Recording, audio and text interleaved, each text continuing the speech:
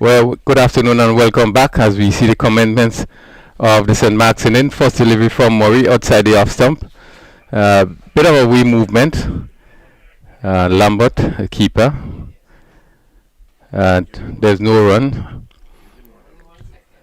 St. Mark's requiring 169 for victory. And certainly, Ali, we expect a keen contest this afternoon. Yeah, that's a challenging score on that surface. It's not the kind of surface that a lot of shots have been played on. So once the bowlers keep it tight, should suspect that the batsmen will have some difficulties. Wide of the off stump will be signal wide there. Again, just strain outside the off stump and moving wider. John Mark just signaling wide. The slip from Murray is a slip and a gully. Bishop now is, let's see, just bringing that gully a bit closer. I wonder if we should call that gully at least. Kind of a kind of strange position. Pretty close for the new ball. But again, ball leaving the left-handed Anju. So the offside field is one slip, gully, third man on the boundary, cover, extra cover, and a mid-off fairly deep. The leg side we have a mid-on also fairly deep, a mid-wicket, and a field on the long leg boundary. As Murray comes left arm over the wicket, again his ball leaving the left-handed Andrews as he looking to drive. St. Mark's require 169 for victory. Again, conditions really splendid, really good for cricket.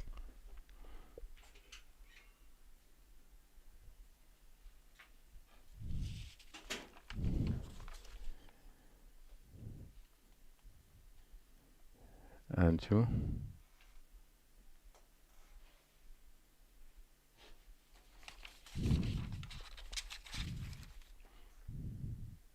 Again, swinging delivery outside the off some Banju, looking to drive.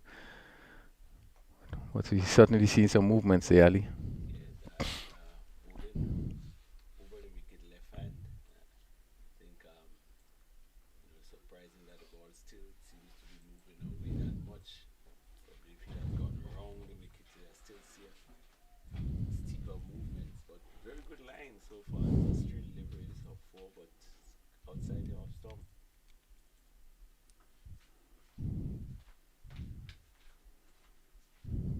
Yeah, well, the tendency is, left-hander had that natural movement in terms of swing. And he seemed to be getting the ball to move away nicely. I think what is important, just to pitch it on a good length and probably closer to the batsman, encourage him to drive. And give the fielders an opportunity in the slip and gully. With the natural movement there from the left hand, that would be the one coming into the Yeah, side then. yeah. The one going away from the right hander. Right, but That he's moving yeah. away from the left hand, That's is a little more difficult to accomplish. good line, very good line. Again, good delivery. End of the first over. St. Mark's one without loss, and certainly interesting over bowled by Murray. Yeah, very good over.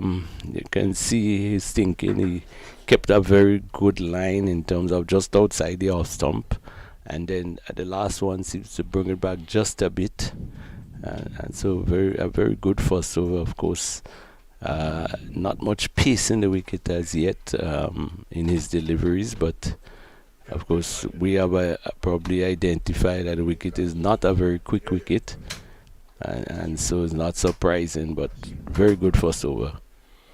But Shion Andrew has scored 79 runs in the tournament with a highs of 38. He's one of the players that has really impressed quite a lot. Played for the St. Mark's senior team, and one expects that they would be banking on him.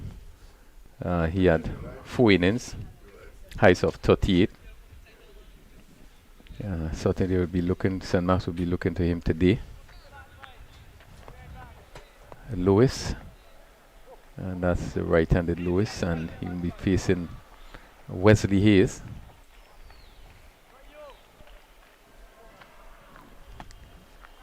From that southern end. Again with a slip and a gully as he's right arm over the wicket. This is full. It goes in the air, goes in the air. Someone is getting close and it's taken there. Full delivery.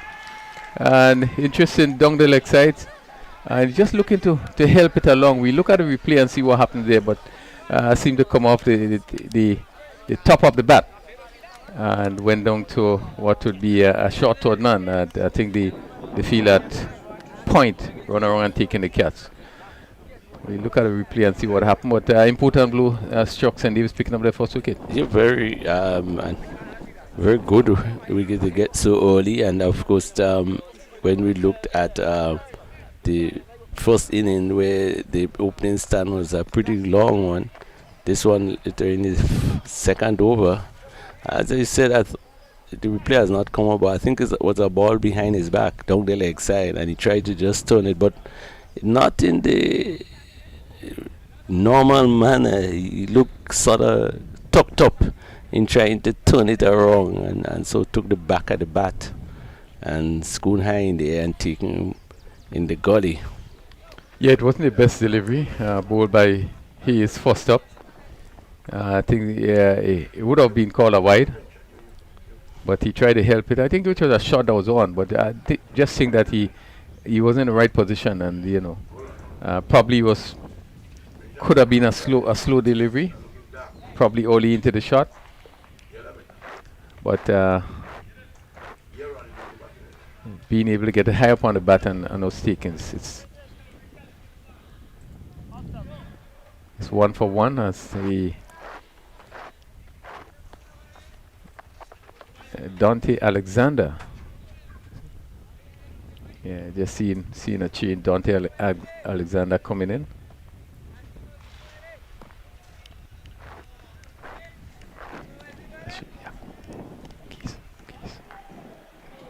We just tried to verify.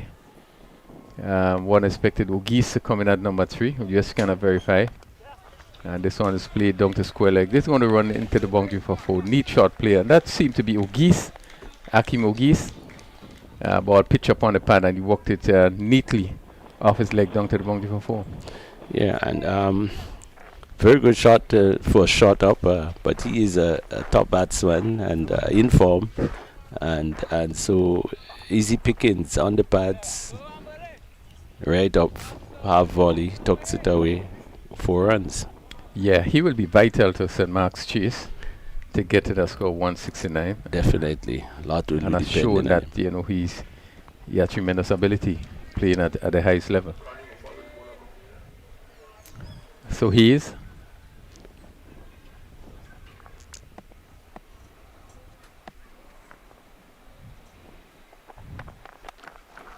This one is hit through the covers, a short delivery, and he really spun that on with all the ease in the world.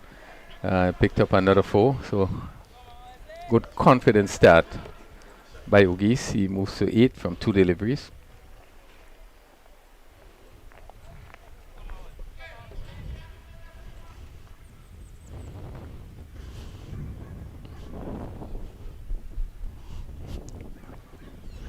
The score, I make it 11.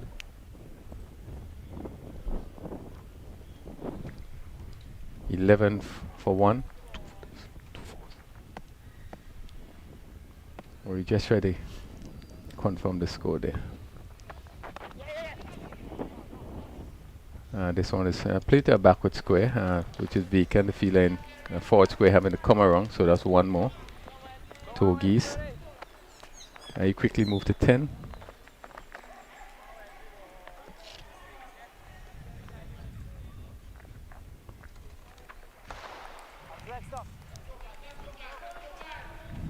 Andrew comes in to strike. Shion Andrew not yet off the mark.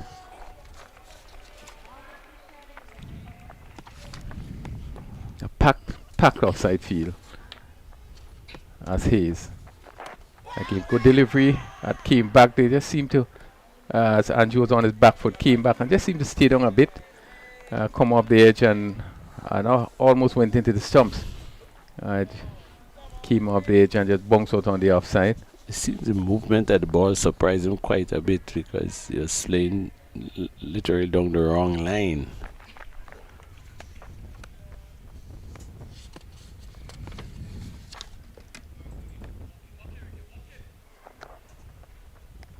Outside the off stump, no shot offered. That completes the second over.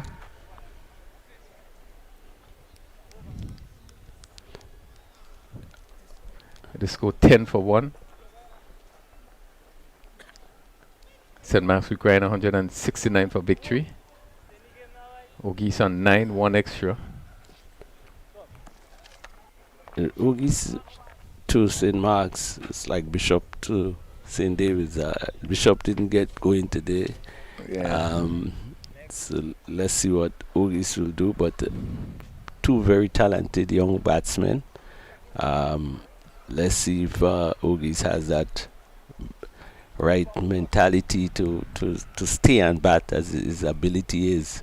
Yeah, well, to be fair, he has been doing well. I think when you look at both players, Bishop for St. David's, Ogies for St. Mark's, Ogies have been really the standout one. He got 65 not out in the previous game against St. David's, and does show, seem to show, steady head, concentration, being able to build an inning. I think that's the difference, in that he's the sort of player that, assess the situation, being able to deal with it.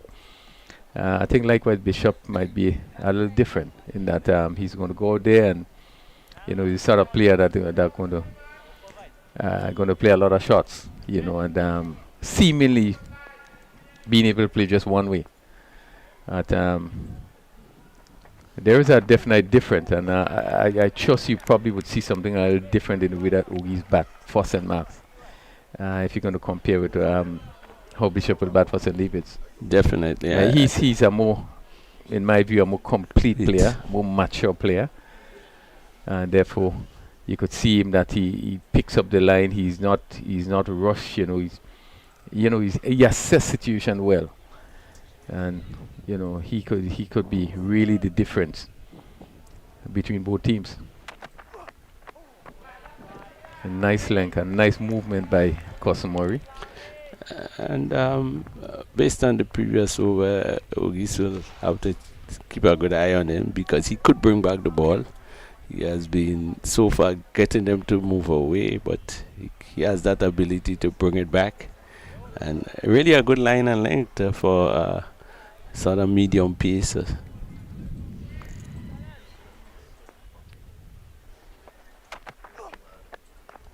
Yeah, he is getting a bit of a movement, He just needs to continue to keep that line, force the batsman to come onto the front foot, and keeping the ball up to the bat, giving an opportunity to swing away from the left-handed batsman.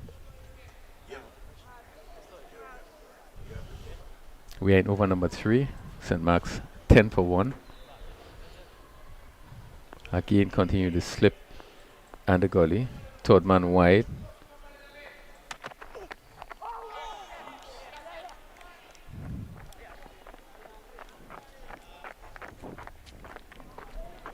This one just seemed to come back as he was. That's what I was talking about. I know the bowler has that ability, and I thought that Ogies was leaving some balls pretty close to the off stump, and that one did come back and caught him in no man land. Fortunately, got an edge to it, but I think very good spell so far from Murray.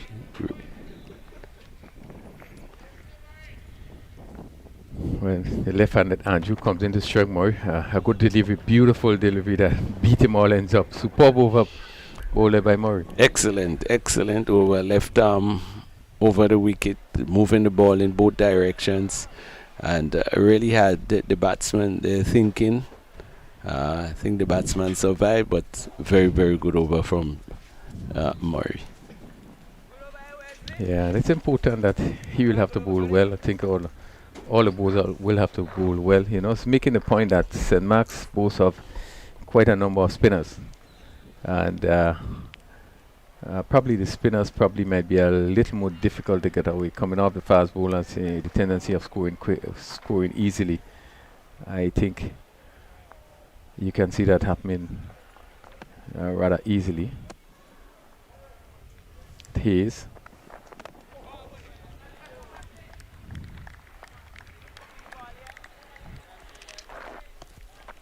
Again, just bowling to the 3 fielders on the leg side.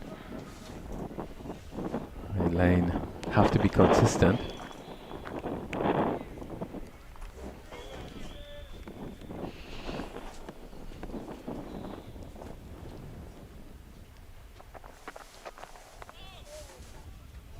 Wide signal. This one went down the leg side.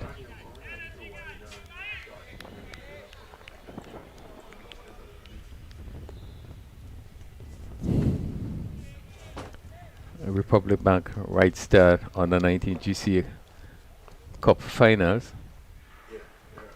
St. Davis would have won this tournament 2018-2019. This one is stroked beautifully back past the bowler, and that's going to go into the boundary for really good time in there.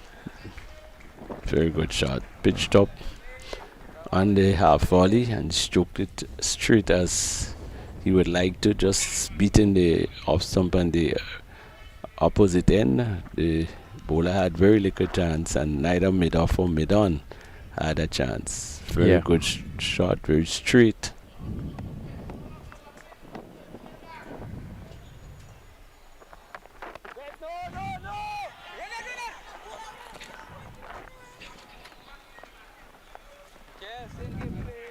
It's 16 for 1. Ogie's on 14. And really played 3 beautiful shots. The boundaries that he hit were really, really good shots. And he's this sort of player. He has a stroke maker. Lots of timing in his shots.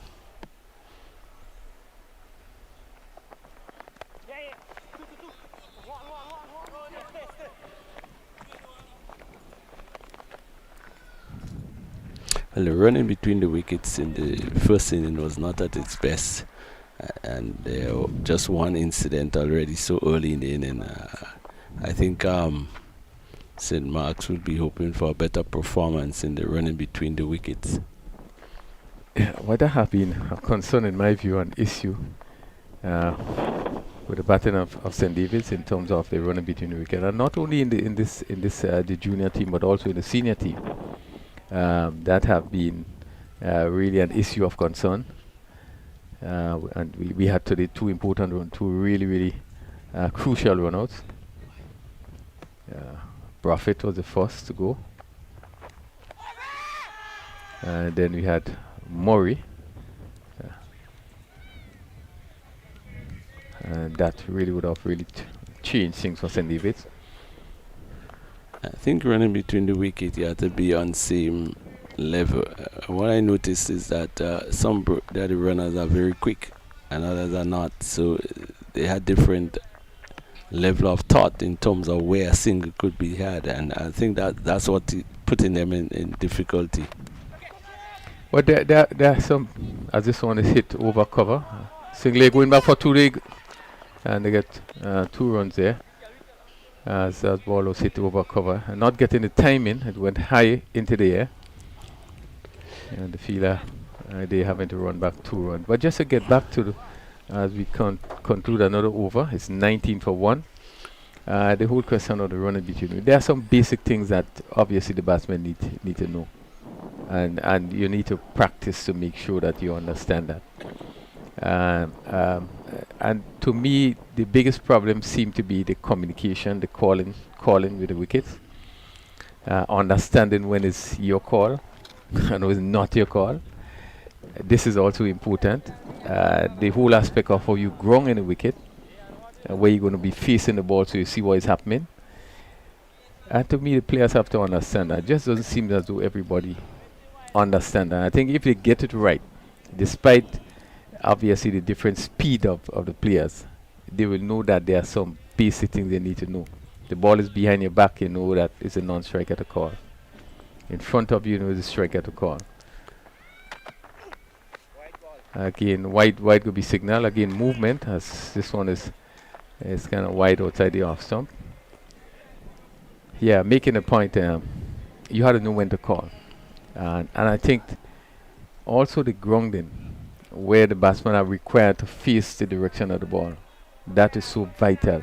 So when both batsmen is turning, I think both of them is looking at the direction where the ball is. So right there, they could decide based on what happens whether they can go back, whether they can continue running, and that to me is lacking.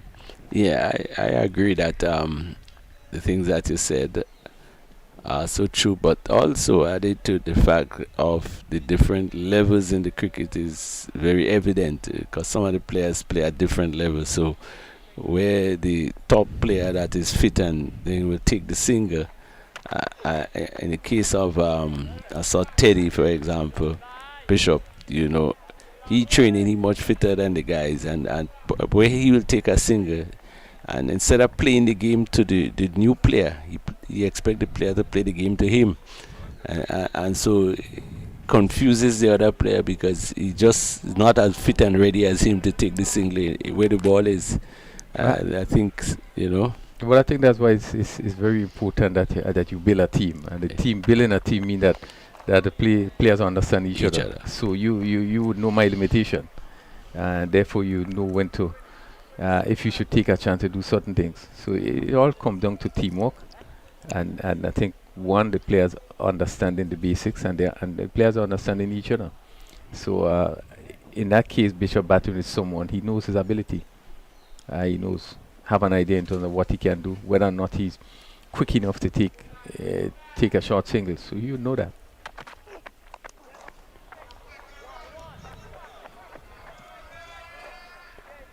This one is played down to long leg, wide, and this first delivery I've seen from Murray that seemed to be slanting down the leg side, but was right up. And he got it down to backward square, the long leg coming around. So that's one more. 21 for 1. So far he's been effective in his line and length and direction, but like in the first inning where we speak it of the 3 people on the onside, you sort of force the bowler to bowl literally outside the off stump and not much option in where you bowl. Maybe it's a plan to ensure that the run rate is kept down, but wicket taking deliveries probably will lessen having just to bowl wide outside the off stump.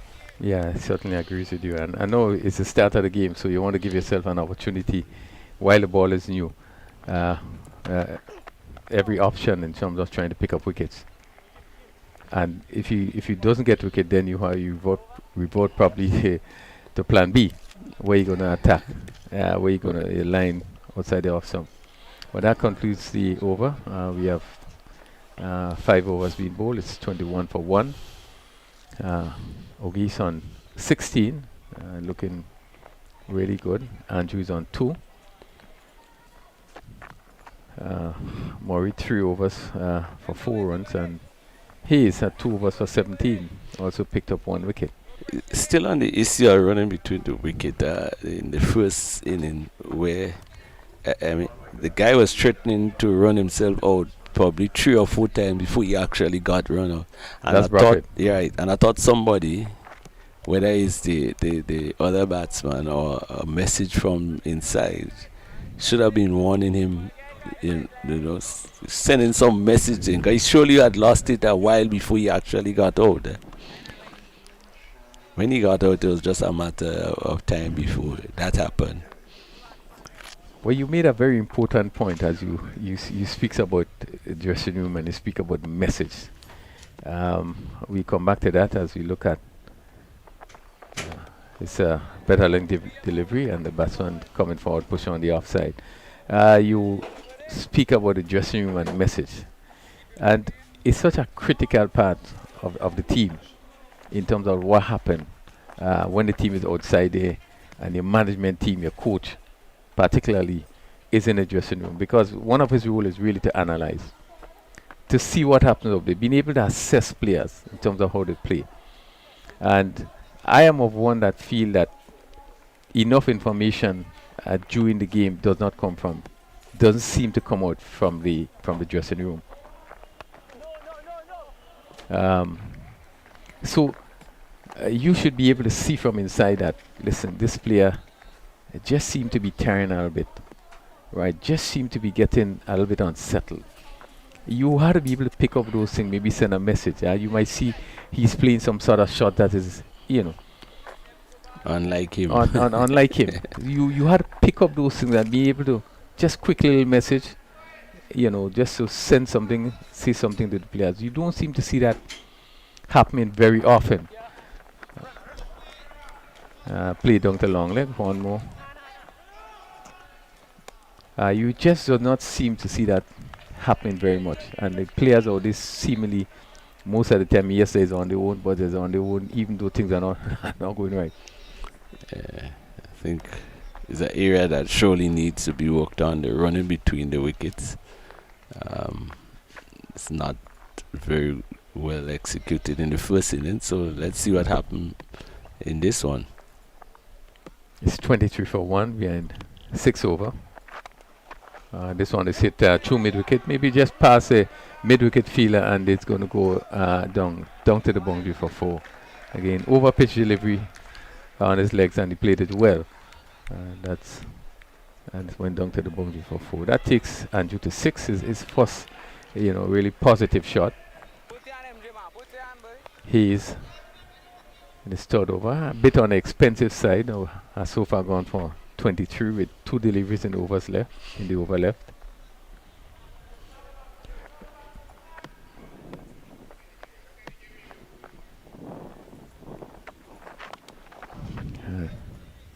Driven to cover.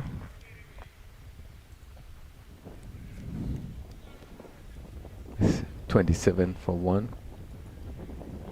This pair really would be important to St. Mark's. And you would have played, for the senior team. So you would have some degree of experience. Ogies playing for the Volcanoes again, straight down the leg side, play down to long leg. That's one more. Is it the 2 most probably experienced players on the St. Mark's team? Yeah, it is. It is the 2 most experienced player. And they really would be looking to these 2 players to set the sort of foundation to get up to that 169. As we see the completion of the 6th over. Ogis on 17, Andrew on 7. He will face the next over. 28 for 1. Corson Murray into his 4th over. So far, only 4 runs conceded. Again, he's bowling to the 3 players on the leg side. Yeah, he's over the wicket, and this was right up. Good delivery, played well down to mid-off. I think he handling the 3 players pretty well in terms of bowling outside the off stump, but the type of bowler he is, I think we could have given him a little more protection and allow him to bowl on the stumps. I think he is bowling just a bit too wide, but good enough to his field placing. I just want to cut back in, then and again comes off the edge and just miss the leg stump. Again, this was the one going the other way, really creating some difficulty for both batsmen with that ball coming back in. As expected to the left-handers, the ball coming into them usually gives them a bit of a problem. In fact, they now has changed the field a bit. They have put the other person on the onside.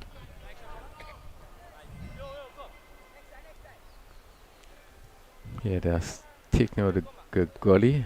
Let's see what happens here.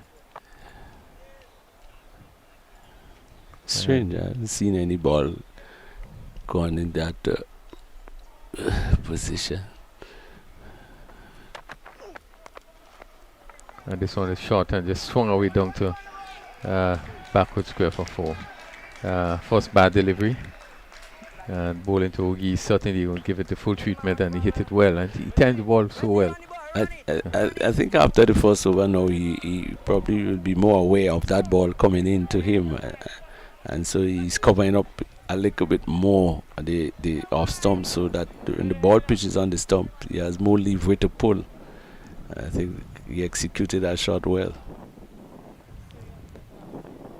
It's strange that they have not driven him through the covers just yet, but they are strengthening the cover field.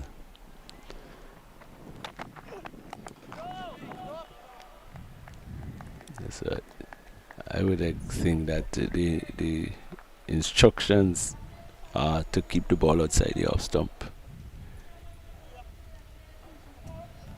He has been bowling well, getting the ball to move in and out. He's into fourth over. Again, good line. The batsman coming forward and just tapping it down to that backward point position.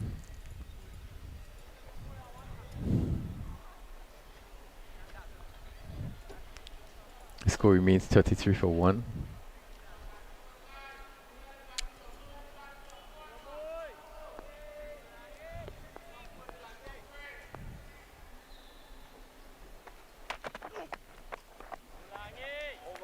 Yeah, good confident start by Ake Mugisi. He's on 21 from his 22 deliveries. Complete the 7th over. St. Mark's 33 for 1. I think what's good about Ogis is that he punishes the bad ball. He takes advantage of the bad ones, and so he could always wait on the bad one to come along, because he's scoring freely, so no need to hustle. Playing an excellent inning so far. Of course, as we said over and over, he's one of the key players, and he's living up to expectation.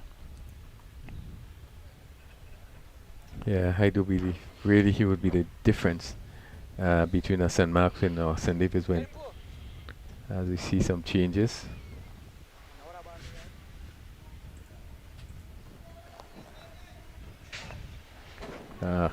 From that southern end is Rishon Murray.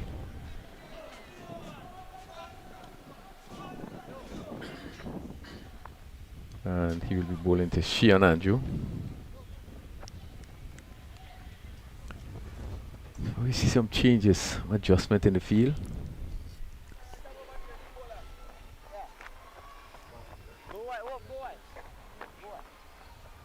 Third man backward point, square cover, and a mid off for the left-hander, and then there's a mid on deep, mid wicket, and long leg wide on the boundary. So again, they continues with the 6-3 field.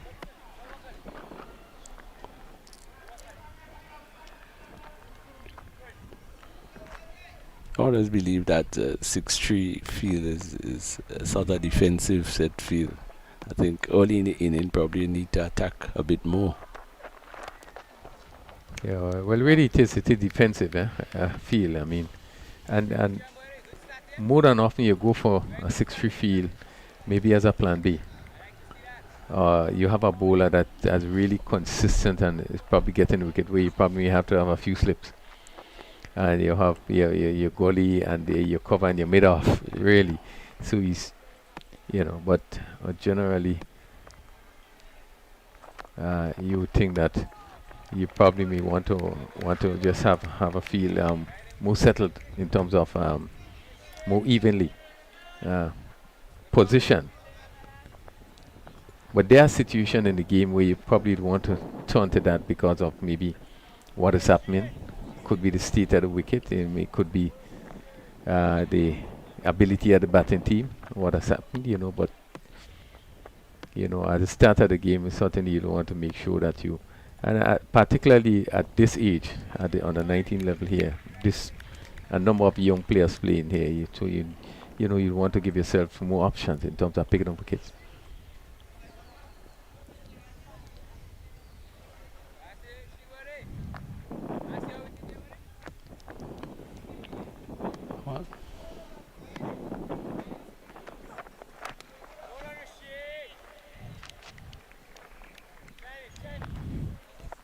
Again, Andrew looking to force this one. He went bouncing back on the offside. I think his second choice shot would have been risky but better than trying to drive a ball so high. Yeah.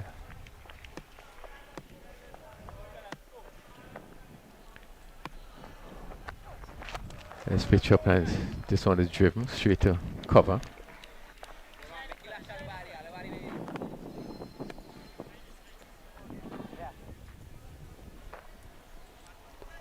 It's 33 for 1. St. Mark's requiring just afford 136 runs.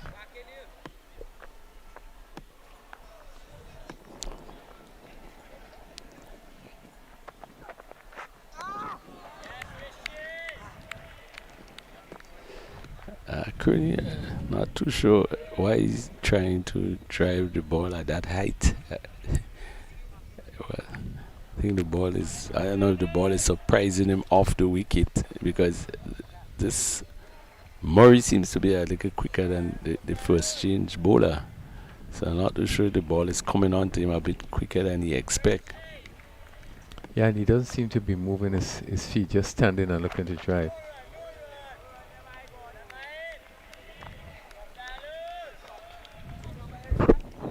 A good first over for Murray. Kept the ball good line, good length, just shade on off stump and outside.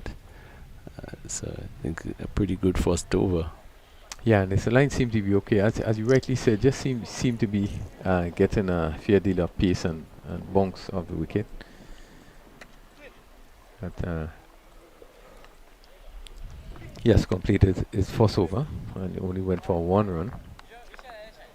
So, do they still have the water cut coming on? Or every so often the guy runs on with the water and supply the field? Is this our official water break? Or no, it's not. You see, what is accepted, after the over and you need to run out to bring a drink to someone. You do it within the time. By the time the umpire move from presiding to square leg, he should be ready to start play. So nothing should be stopping him, stopping the game. Even though you're gonna run out with maybe some water. I think this is what the players need to get right. At the end over, they sprint off quickly and off before basically umpire get in the position. Because I mean, generations ago in our time, that looked like a water break. Yeah. Yeah, probably a water break now look like something different. It looked like lunch or tea. Yeah, I saw the guys sitting. Everybody was sitting and having a chat during one of the water breaks. Yeah, so many things have changed. Buffett. We've seen Buffett take over from Murray. Strange move.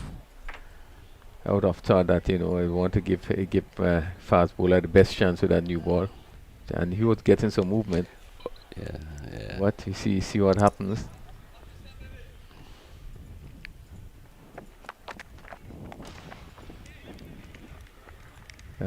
He's pushing the someone back on the offside. You want to pick up wickets. I don't think it's a situation no way St. Mark doesn't have the time to get the runs. No, you had to get wickets and to push them back. So you give your best bowler the opportunity.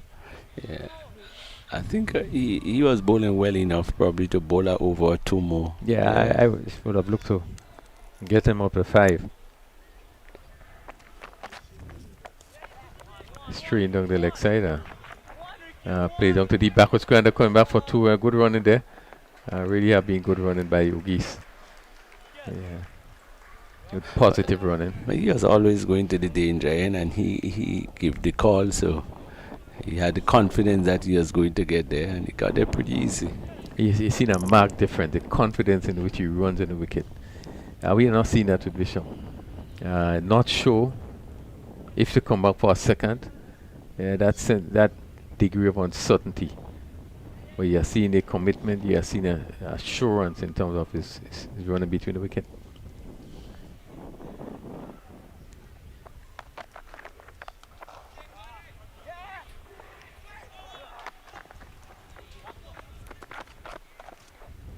Yeah, short delivery there, and Ugas probably might be a little disappointed he didn't do more with More this with one. it, yeah. And for the player with that ability of timing and finding the gap, I think he would have been disappointed that he played it straight to a player with the amount of time he had.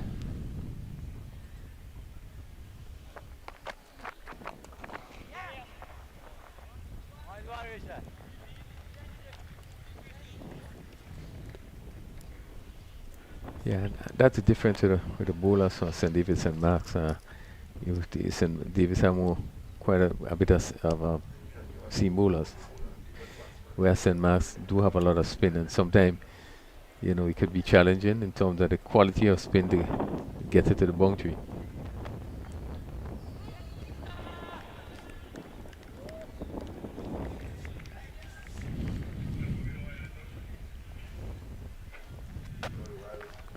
.37 for 1.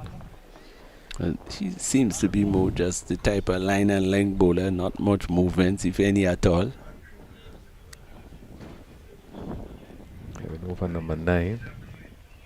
Buffett in his first over. Just completed his first over. Went for 4 runs in his first over after 9 overs. St. Mark's at 37 for 1. Well, fairly decent first over, of course. Bowling to as we said, two reasonably good batsmen, and had the ability to keep the run down to just 4.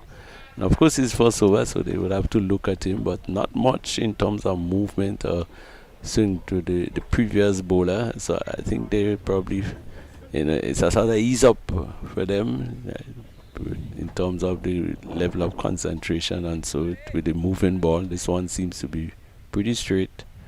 And as we said, good batsmen, so they are playing straight.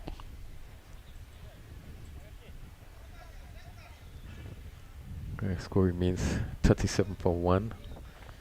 9 overs as we Murray Wade the number 2 shot.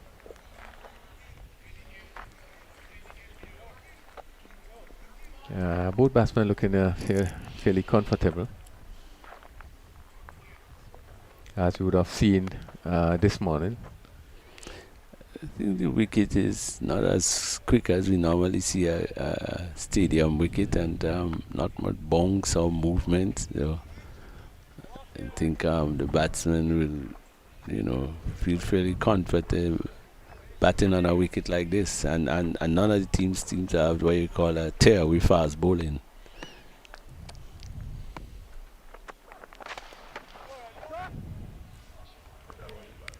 Stroke firmly down to mid on. Ancho.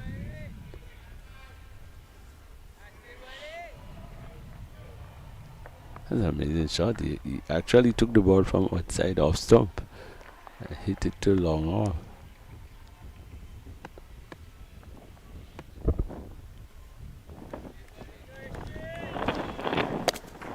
He stays wide of his wickets, of his stumps, but gets in quite a bit and end up playing a lot of shots with a lot of the bottom hand. Gets so far across that it cannot drive anymore, but had to tug it. Yeah. Surprisingly, he hasn't scored more runs on the leg side, because the shape tells you that he could just turn the ball around.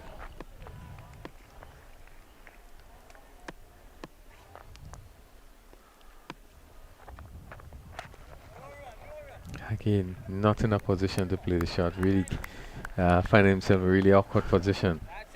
So obviously not going to get pace. His timing would be off, and really, in terms of placement of delivery, he'll have difficulty in placing the delivery. Angel. I need a back, not forward.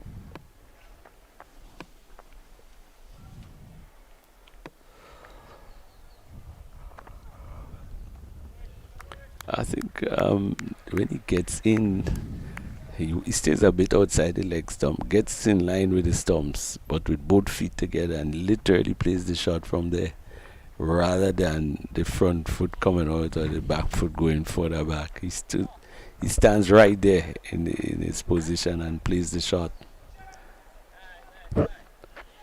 We speak a lot about foot movement. One of the things we don't see our young players using the back and across method.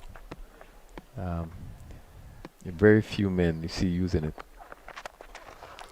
Again,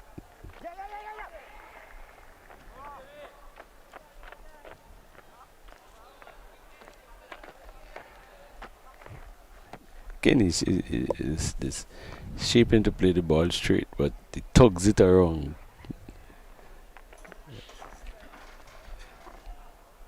I think he has to do some technical work on his batting. Scores runs, but so he's now in double figures on 10, and left-handed Aggies comes in to strike and will push it on in front of him. And that completes another over from Murray, 2 overs.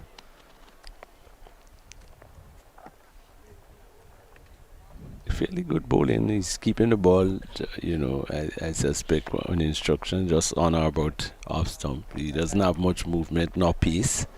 So you're really depending on the error of the batsman. And so it's just to keep it there and wait. So I would say fairly good bowling. Not threatening, but effective.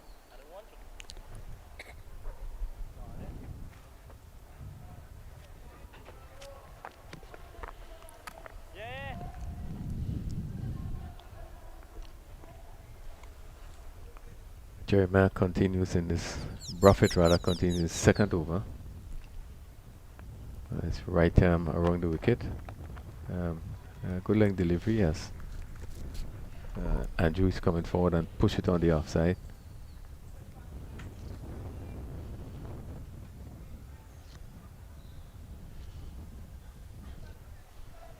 The score remains 38 for 1.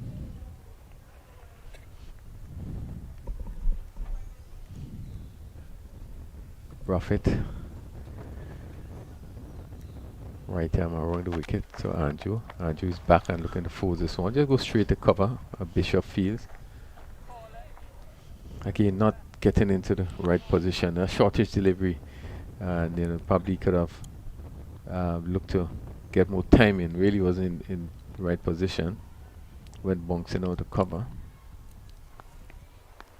Captain Bishop. Again, looking to drive, really not getting into position is Andrew.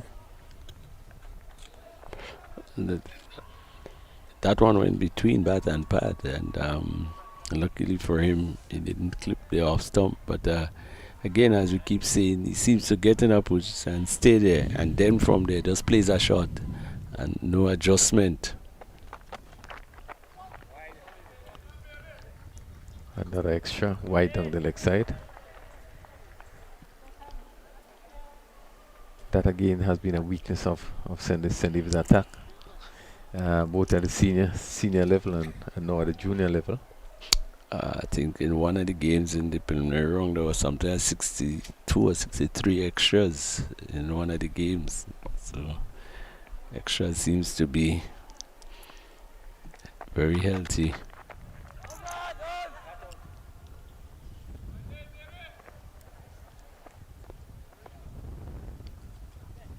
Yeah, he just seemed to be playing that delivery off tight pitches and not much movement.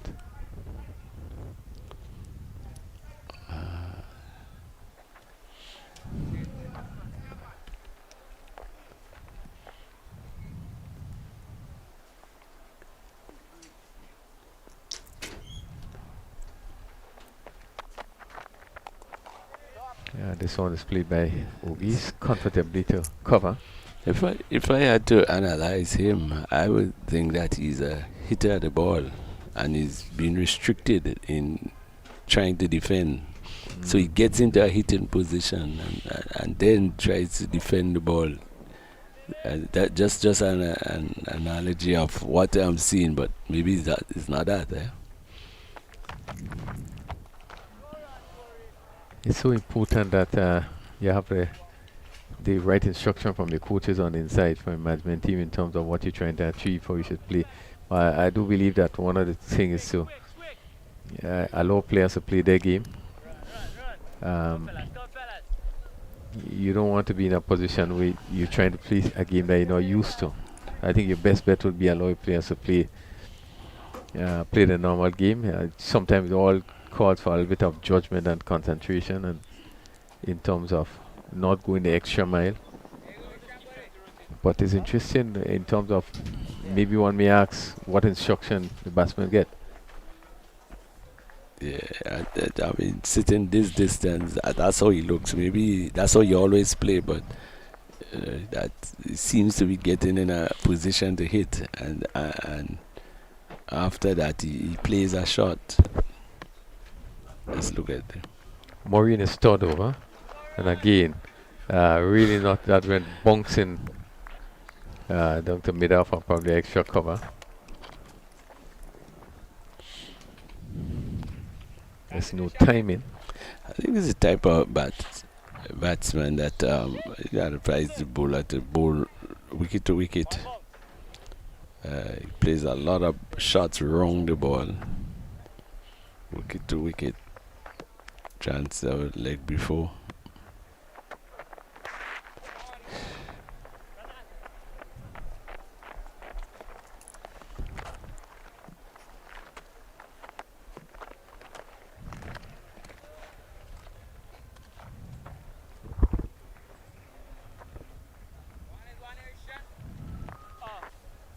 Score is remain at 4-1 for 1. We need 12th over. And St. David will be happy to see the back of one of these players. That's Murray. This one is played on the offside, and well judged single. You can see the confidence in the batting of He's really, really confident. I just dropped it in front of him and pick up another run.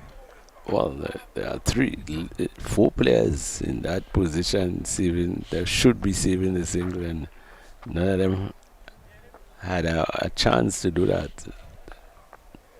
Very well played.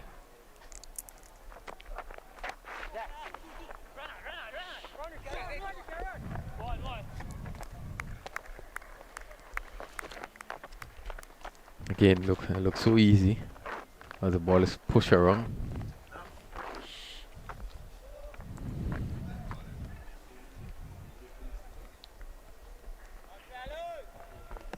When you see the target is 125 from 230 balls, so. And this one, I hit in the air. This one going to clear the fence, goes back and goes over the boundary for 6. And they go on pitched up, and Ogis once again picking it up and whipping it over the backward square. Went over the rope for 6. Good shot in the end result, but there is a man down at. I'm not sure if he got the ball. We actually Well, it actually went over his head. You're right, and once doing that, I mean the timing, and so he has no need really to try to hit 6s. 49 for 1. This one is played through mid wicket. They're going to pick up 2 there. FC going to, 2 easy runs there. As Ogis once again just pushing a lifting ball through the mid wicket, and take this go to 50, 51, 50 and 46 minutes. As I was saying, actually 50 runs partnership. Yeah, because the target is 117 from 220. There's really no need to go, playing a lot of shots. You could play it around as Ogis is doing, and just the runs will come one. Not much need for aggression. So I think they are playing well within probably what the instructions are. Just take your time and bat. It's a fairly good batting surface, so nothing extraordinary has been happening. So keep your eye on the balls and play it on its merit. Well, we are seeing spin for the first time. Bishop himself going to take up the attack. Bowling from this northern end. And he'll be bowling to Andrew. Andrew is on 12. St. Mark so far after losing first wicket at 1. 50-run partnership. Just to see what the batter will be doing to spin, because he seems to be one that likes to hit the ball. Nice. Right arm around the wicket.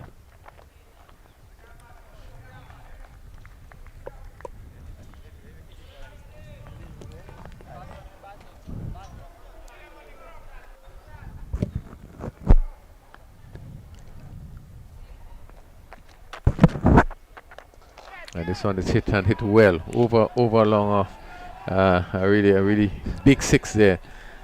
This one was pitched up, and Andrew really came forward there and lifted this one easily over long off, and he picked up his first 6.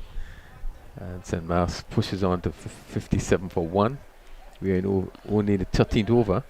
No surprise. Just look at that type of batsman to put bat to ball. And the same pushes on the offside. A really confident start by St. Mark's, even though losing an early wicket. Andrew is on 18. Oogie's 33.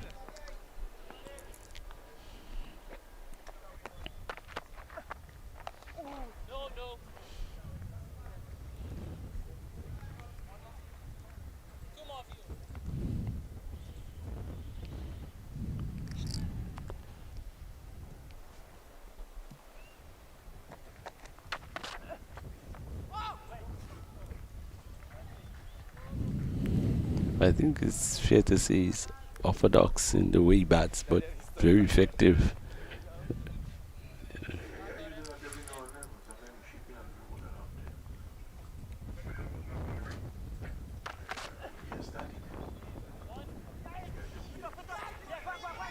Oh, and a bit of a misfeeling there. And there could have been some problem there had he feel the ball, because I think they didn't realize that the player that was backing up the bowler was pretty close, and started in I don't think they would have completed a run had he feel the ball. Yeah, because the batsman was really midway down, and this is going to make the difference in that the bowlers will have to bowl well, the fielders will have to back them up, and probably there's a chance that went a begging day. And in conditions like these, where the wicket seems to be playing pretty easy, the batsmen are batting fairly comfortable. It's the spectacular catch or the run out that usually changes the game.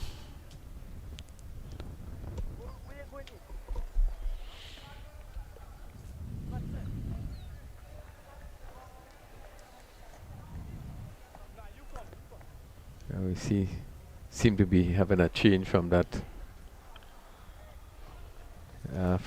southern end.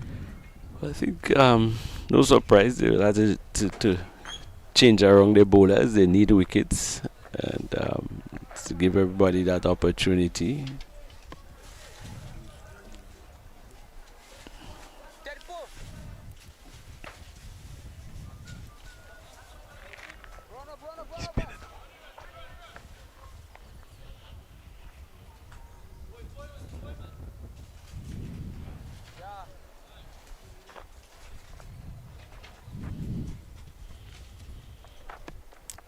Yeah, the left-handed Cut Murray going to pick it up from that at southern end.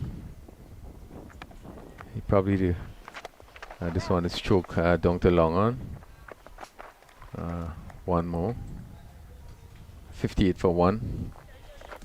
This Murray seemed to be the only really orthodox spinner that St. David have, and he's fairly quick through the air.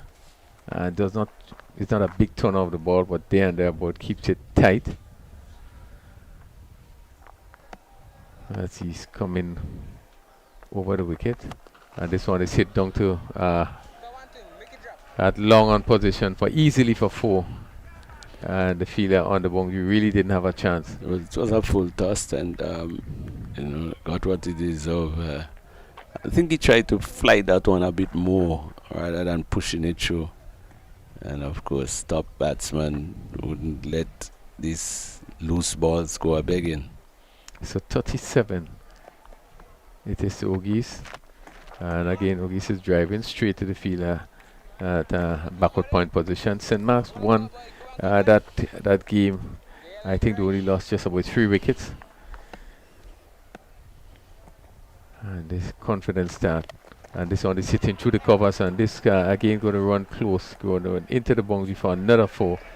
And really, it's really easy sailing here as Ogis quickly goes on to 41.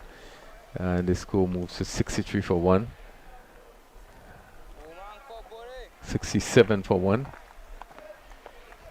And that's a pretty good shot because there is the extra cover and the cover at the boundary and a wideish long on, and you're still able to get through. Yeah, again he's coming down the track, pushing it straight to cover. But he continues to play well, has been in good form. He's going 65 not out in the last game.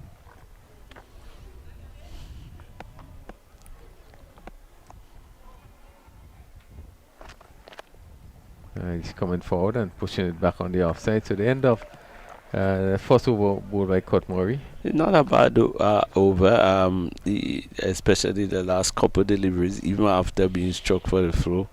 He still flights the ball quite a bit, throwing it up, At this stage, you really have to try as much as possible to try to get a wicket. And I think from the spinner, the best opportunity is to flight the ball. And he has been trying that. So pretty good over. Yes, a boundary being struck, but I think, you have to take that risk. Yeah. So Ogis on 41. And you can see the way he plays in terms of being very collective, very positive.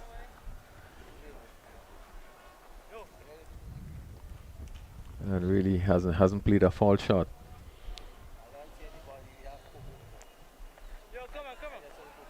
So Bishop is going to continue.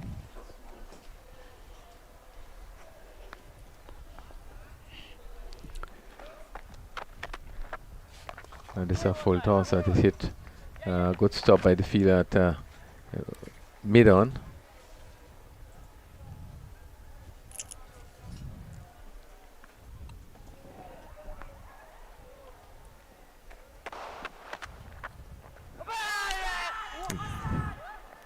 Yeah, coming forward, they hit on the pad. Lord appeal. Don't pass. Says not out. I think it was a good appeal. Pitched probably in line with the stumps. Of course, is an off spinner. Or probably just pitching just outside. Just outside. Just outside leg stump. Yeah.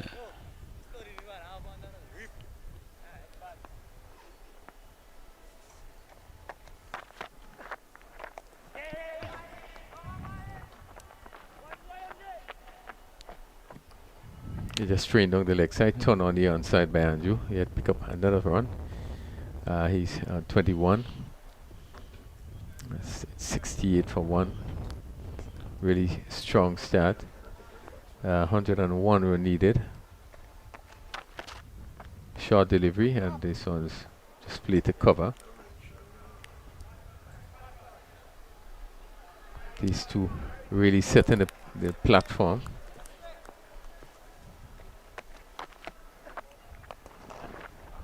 This one is played down to long, and he ambles another single. That Ogis takes him to 42. But as we saw with the St. David's inning, they were actually it was 78 for 1 at one stage.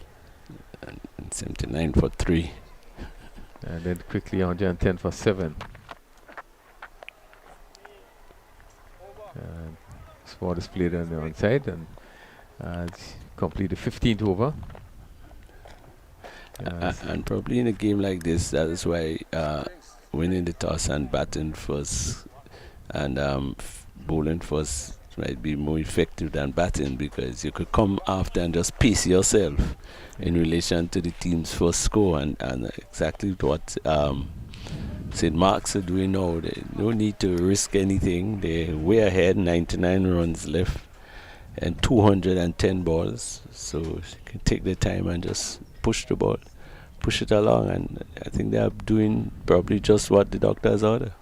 Yeah, certainly. Well, it's just a water break, so missing any cricket. But again, something on the surface that we are playing on, because I think it would have played very well this morning. It didn't give the bowlers any sort of help, and at one time, one felt that it would have been really a huge score based on how the wicket was playing. It continues to play even better at this point. I think the difference is that you are seeing a sense of positiveness in the way that the St. Mark's team is batting. Yes, they have a player who would have played at the highest in the regional level, but again, you're seeing even the other batsman Andrew with him, their sense of positiveness, even running between the wickets, is that something that we have not seen in the St. David's camp. That degree of positiveness on in their batting, and having scored just 168. I do believe that they would have been disappointed with the start they had this morning. Yeah, and disappointed with the end result. The start wasn't too bad, the end result, but coming to this part of the game, I think they are too living in hope rather than putting some more pressure on the side. The singers are there to be taken. I think you need to put a little bit more pressure and try to get them to play some more shots, particularly the batsman Andrew. I think you could put some more pressure on him and try to get him. Wogis is very comfortable, so you need to do something different. If the game continues going as it is, there it seems no pressure. Batsmen at will to play the ball where they want. It could be an easy victory for St. Mark's. I think you need to do some turning around, as we see the coach having a word with the guys. I think they need to make some adjustment at this stage of the game. Yeah, it's 69 for one after 15 overs. So we need just another 100 run.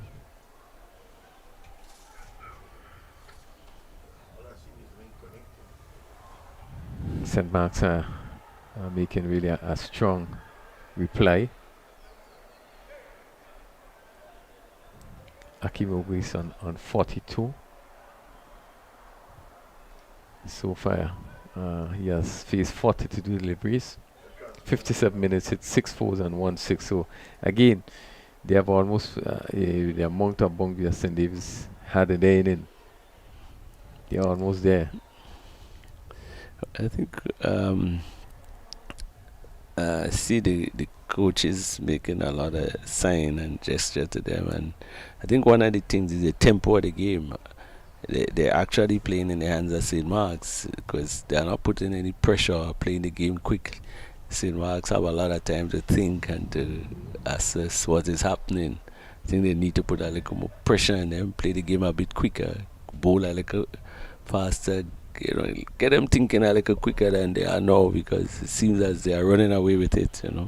Yeah, and it's just interesting. This is a water break. There's no time for even what is happening there. The umpires are out, the batsman is out, and I certainly agree with you that they're really playing into the hands of the St. Mark's team. But it's something I query a lot about. I mean, you more in the administrative part of cricket than I am, Crooney, but this, for a spectator's point of view, this long seems to be not a water break. It had to be long, something.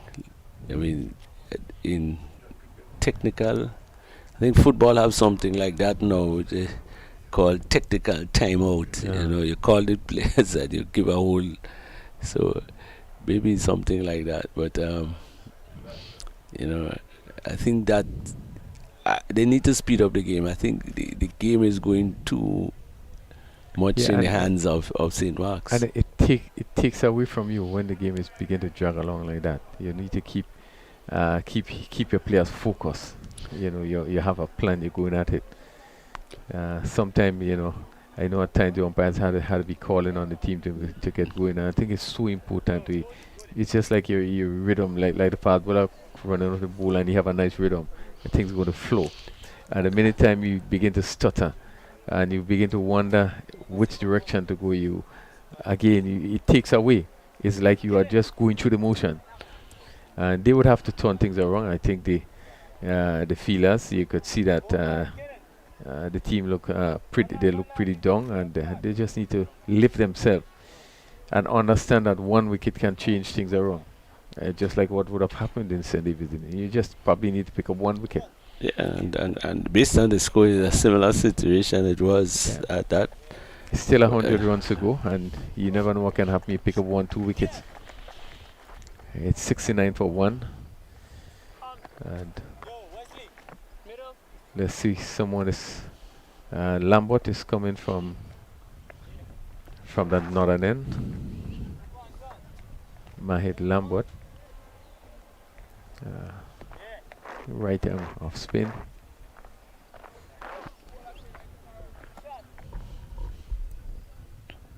So Cutmurray just had 1 over. It went for 9. And Lambert comes right arm around the wicket. And this one is swung down to deep backward square for 4. First delivery. Really swung away down to deep backward square for 4. So again, positive batting by Ugis. He's 46. Well, I was saying that the length of time they stayed there, if it was a pace bowler, you'd had to warm up again. But it seems as if the spinner even had to warm up again because it was a real loosener. And again, another full delivery that is hit for another 4. And that brings up another 50 for Ugis. Really in quick time, 44 balls, 57 minutes. And he had 8 fours and 1 6. Really a good inning, and really it never seemed to put his foot wrong.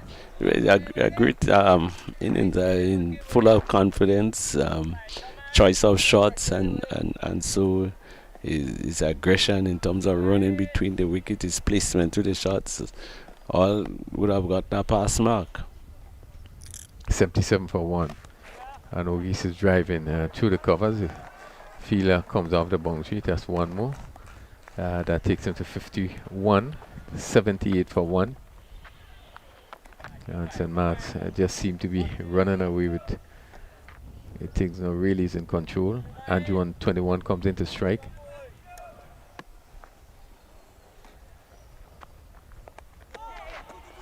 This one, the plate come down to long leg, going to run very close to the boundary. Bishop going to stop it just inside the boundary. And again, good running. That's 3 runs. Just tickle this one on the onside. Probably you're looking to play a little squarer. And Bishop had to run from slip down to long leg. And so 3 more runs. I take Andrew on to 24. I wonder if the spinner at the bottom end will be coming to this end to bowl, because I thought he looked like somebody that could pick up wickets. Another full toss that is the hit away for another boundary. Really have been pretty poor over bowled by Lambert. It's 85, and Ugis pushes on to 55. Well, I think probably somebody needs to talk. Why is bowling wrong the wicket to the left hander trying to bowl off center? As if you could turn the ball a lot. You want it straight over a bit. The arm delivery is going straight down the leg side. And this is again short. Sit down to the fielder on the cover boundary. Rather expensive over bowled by Lambert. That over going for 17 runs. And St. Mark's are 86 for 1. Really seem to be fully in charge, trying to get to 169 for victory. Yeah, but not a good over from the spinner, but the batters took advantage of the loose deliveries and putting themselves in a more commanding position. Sometimes the youths, you have to wonder, because he bowling wrong the wicket to the left hander, and the ball seems to be slanting down the leg side and make it easy pickings for the batsman. Probably he might be well advised to try bowling over the wicket. So 82 runs is needed. Still have quite a bit of deliveries, 204 deliveries. Bishop is going to continue. He's going to bowl the Ogies on 56. He's driving down to long off. Against delivery full to the bat. So 87. Andrew. And this one is cut and hit well, and he's going to beat the fielders, the cover, and the long off goes down to the boundary for another bad delivery by Bishop. And really, as you look, it was really given the right treatment.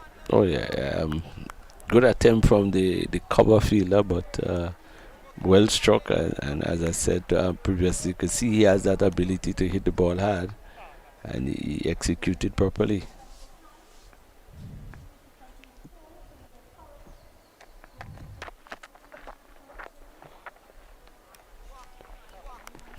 St. Mark's 91 for 1. We commanding position, really strong reply.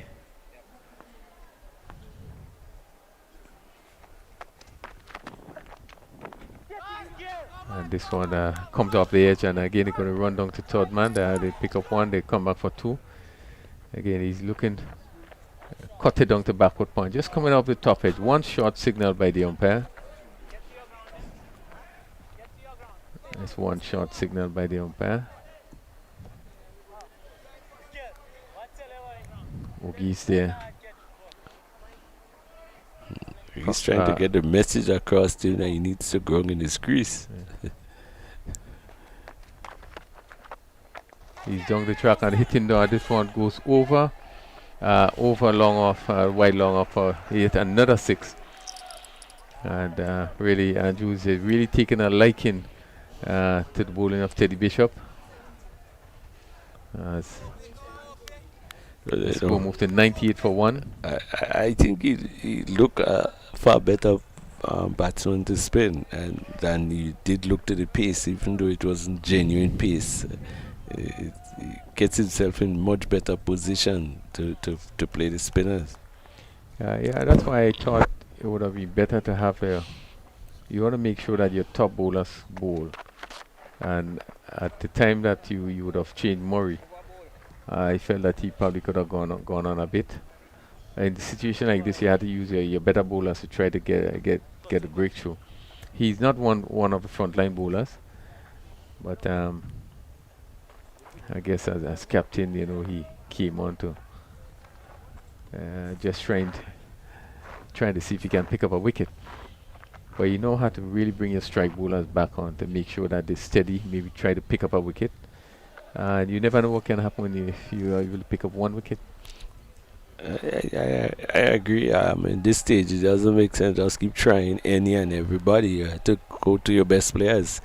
I thought that the left-handed bowler, Murray, could have gotten over 2 more at the spell, but probably it's the right time to try to bring him back now, because he seems to be the bowler that was probably creating the most problem for the batsmen.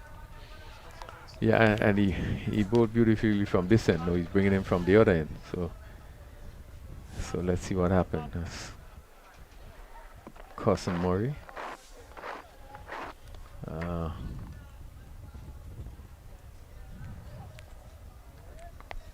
Bowled 4 overs for 9 runs.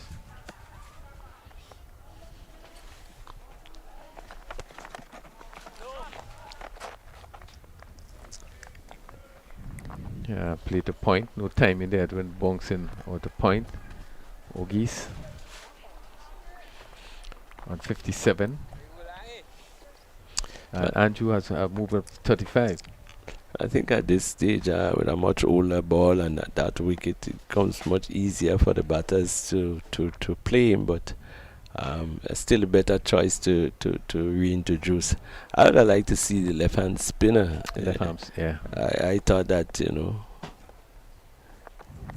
that would have been a good option. That's way outside off stump.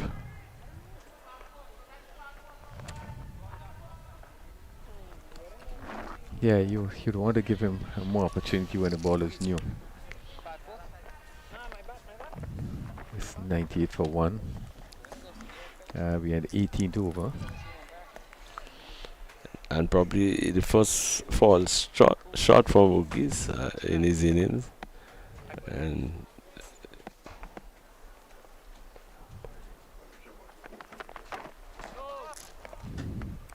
yeah, right away you see that, the batsmen now are beginning to think that there's a bowler that's really coming at them. And Ogis just been kept quiet for a while. He had a lot of loose deliveries bowled to him, and he really took full advantage of it.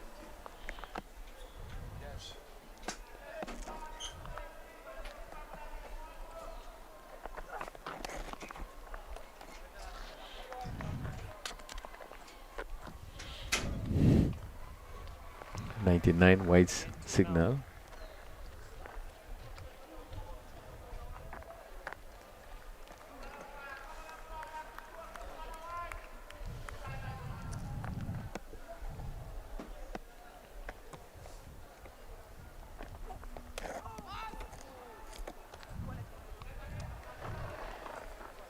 Again, a few times you see Ogis just a little bit beaten. They're probably looking to push on the offside. And our ball going past the outside edge. How many? It have been really a very good, strong reply by St. Mark's. He hit on the pad. This one looked close here. No makes a decision. Really strange decision. Really a long time, but it looked good from the time the appeal went up. well, It really take a long time to make that decision. Let's see. Yeah, probably. I would say if he didn't play it, he would have been. Yeah, it was very clear that he didn't play it. But let's have another look at it here. Yeah, that looks. Because you see the legs see down behind his back. Looks a good decision, but really I think it really took too long to make that decision. Many times it takes so long, he put doubt. But as we look at it, yeah, not a bad decision. No. Not a bad decision. Just take a long and a good breakthrough. But And the important wicket of Ogis. and we've been making the point that he seems to be the best bowler and should have been kept on a little longer when he did, and should have been brought back even before now. It's still getting the breakthrough, but maybe you never could tell. Maybe a bit too late, but it's strange that you're probably your best bowler bowled the least up to this point in time in the game. We in the 18th over is 99 for 2. Captain Gangadine comes in, and let's probably just look and see what the approach of the St. David's team, the captain, would be like, as have been able to pick up. And I think that's a real critical wicket, and that's a player really that have been scoring. It will be interesting to see what would be the strategy. Simple. The best two bowlers have to be in the attack now. Whoever they are, the best two bowlers have to be in the attack.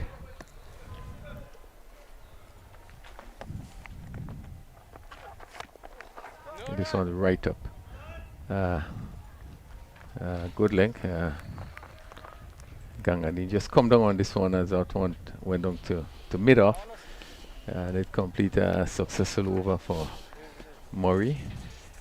1 for 10 in 5 overs. St. Mark's 99 for 2.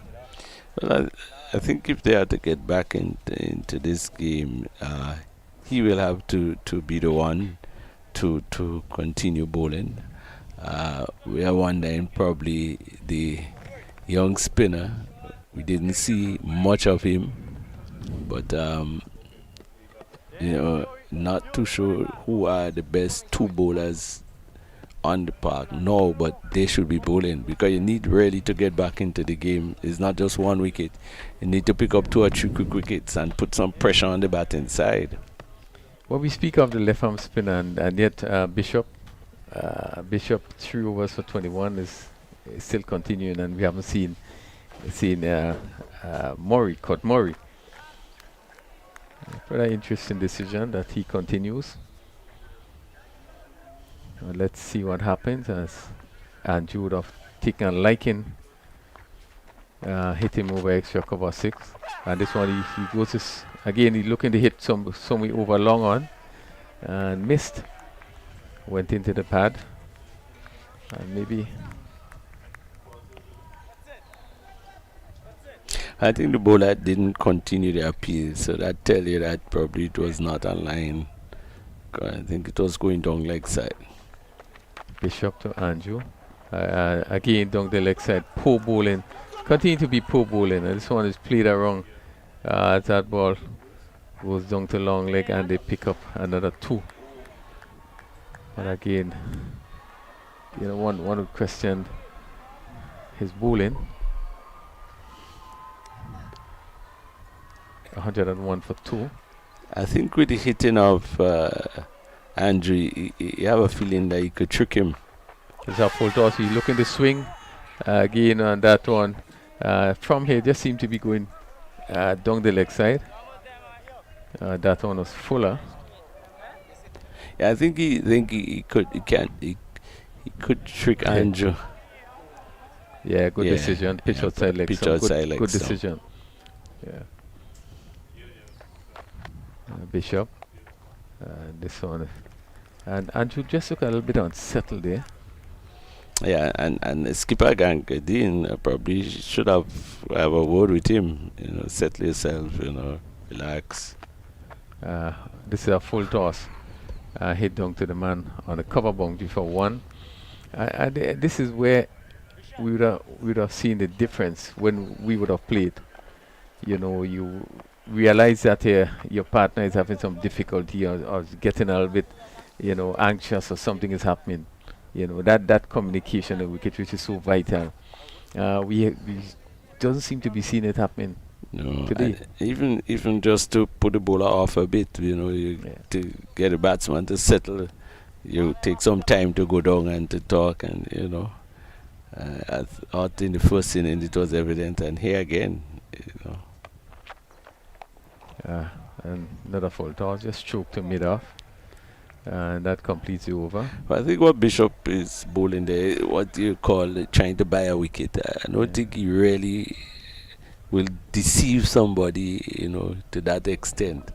The hitter, Andrew, you probably think he has a chance getting him caught on the boundary, but the score, I don't think that's what is needed. No, you need wickets to you need wickets, and I would be having my best 2 bowlers operating.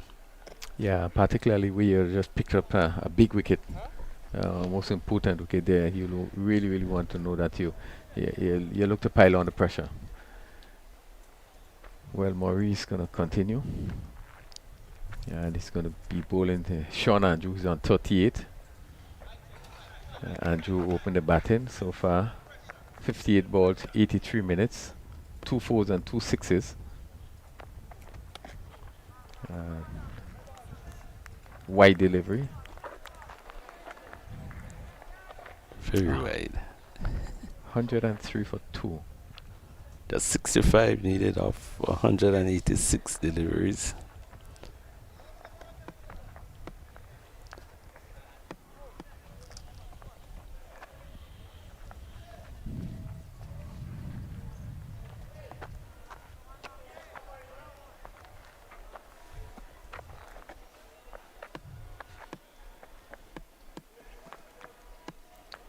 scoring at a run rate of 5.42, and he's looking to swing there. Uh, um, Ball taking good work by the keeper. Batsman didn't really move.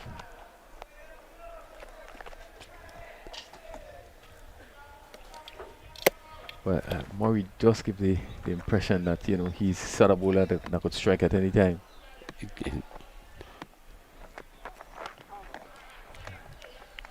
Batsman had to cover up and push on the offside. I think if the instructions were to give him there, it would have been to just see Murray out, because the runs that is needed, don't really have to try to score heavily against him, but still see a lot of shots being played, but he the one who seems to be most effective.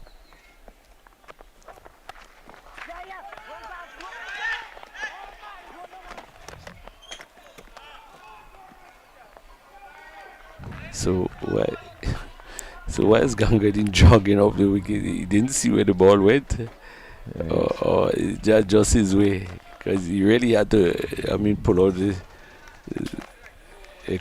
really get going in the latter half of the single. Why not start off running quickly? Well, we do speak about certain players that are candidates for run out, and I think he probably is a little guilty of that, and not being able to run very quickly, and maybe his judgment of the run also is of concern, as we see again a 6-3 field there. You want to put pressure on the new batsman.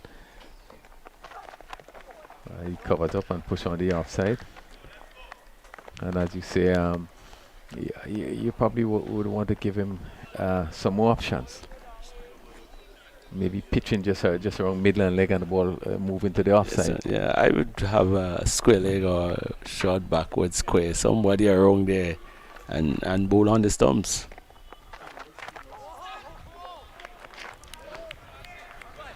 Once again, Murray just creating doubt in the mind of both of the batsmen.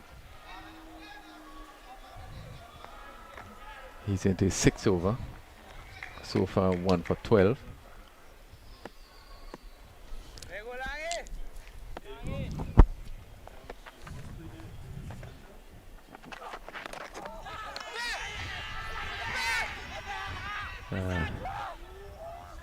Another good delivery, good take by the umpire there, but it just seemed to be look a little bit disappointing there. But yeah, as we complete another over, I would have liked to see. I would have liked to see the replay. I'll tell you why, because he had to put back his feet. I don't know if it was in and still, the excitement, but I would have liked to see the replay, because the keeper seems really confident that well, here it goes. So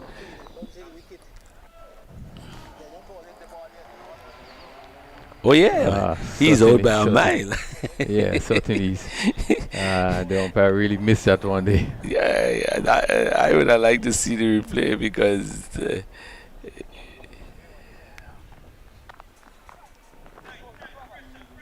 look, long after he hit the wicket, I think something about him, he looked too lackadaisical in his approach to the game. That's Gangadi. He running between the wicket, his mannerism in batting, he looks a little too casual. He needs to brace up himself. And interestingly, a wide should have been signaled there. Yeah. Yeah, really. Why those things happened. He was more concentrated on the appeal. So he lost that. 104 for 2. We into the 21st over. And Andrew is going to be facing Court Murray. Left arm spin over the wicket.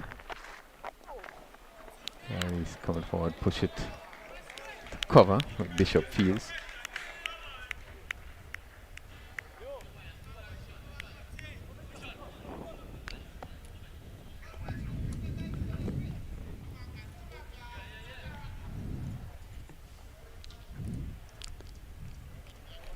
See a chain Bishop now placing himself at the long off boundary. And he's coming forward. Beaten outside the off stump is Andrew.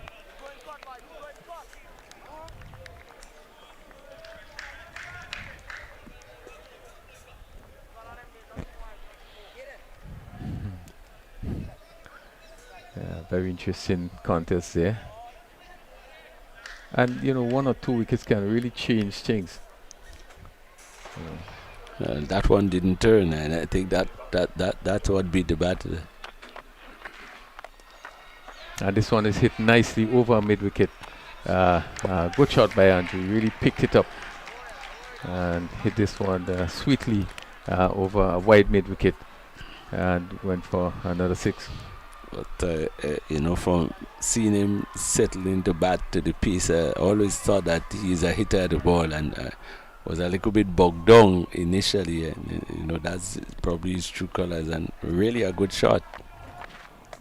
And this one again is hit down to long on. Let's see, the fielder is getting there, takes a beautiful catch, and certainly an important wicket there as that ball was hit down to long on. And let's see, take that catch here. Certainly it was Murray who came in off the boundary and took a really good catch. Excellent catch, but again, something about him, he didn't really try to hit the ball as hard as he could.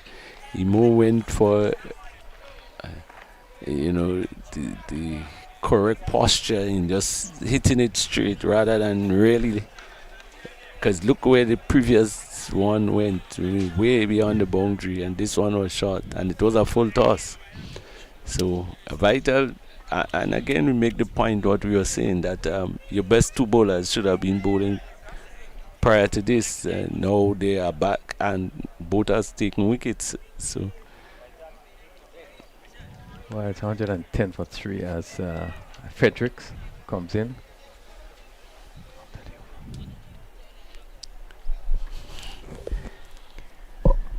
As St. Mark's still requiring another 58 runs.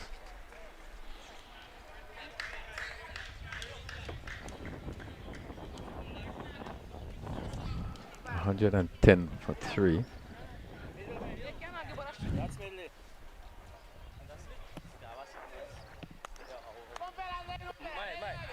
Caught Murray in the second over so far, just take up 1 for 15. Cotson Murray in 6 overs, 1 for 12. St. Mark's 110 for 3, still in an advantageous position, just needing some 58 runs from 176 deliveries. As I welcome back Justin. Yes, thank you. 2 quick wickets would have changed the balance of the game a bit, but St. Mark's still the team that is in the ascendancy.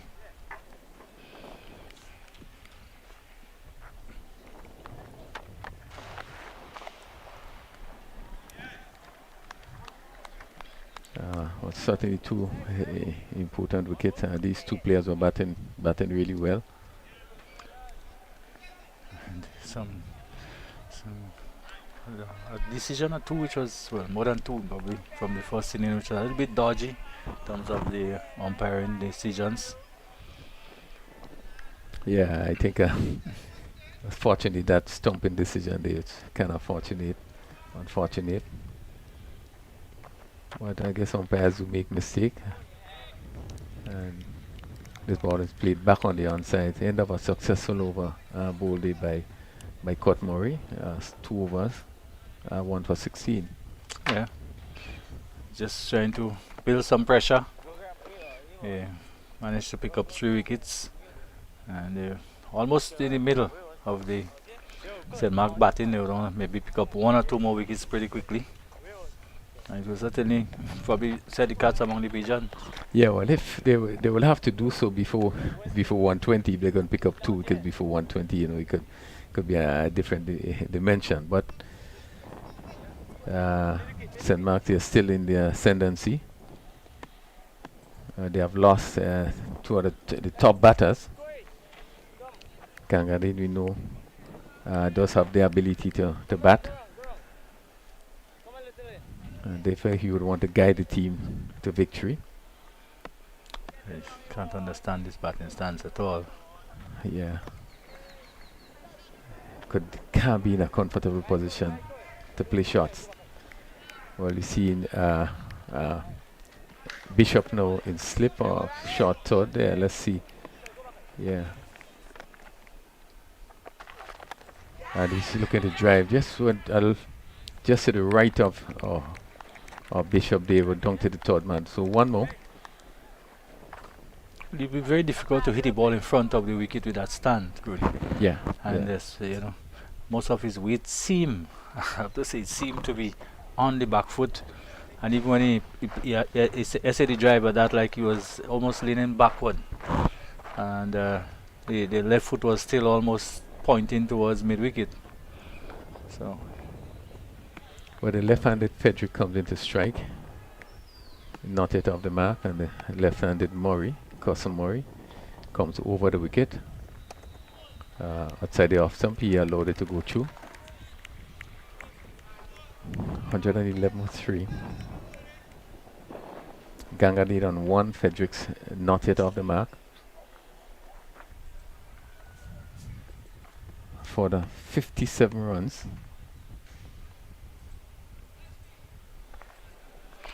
Just like said Mark earlier, the two openers, they do a pretty good job. Not the two openers, but all the number 3, August, who made 57 and 45 respectively. And unlike St. David, well, they got some contribution lower down the order. Yeah, at 110 for 7 to get up to, just 167, 168 there. I think there was some contribution. But again, the middle, you didn't get much from the middle. And this one, you hit on the pad, the appeal goes up. As he was looking to play on the onside. Again, we'll probably have a look at that one.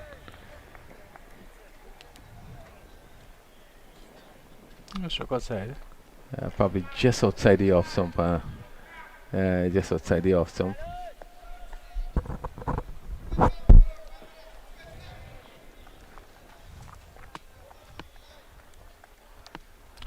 Maybe I'm struck on the back leg or the back foot.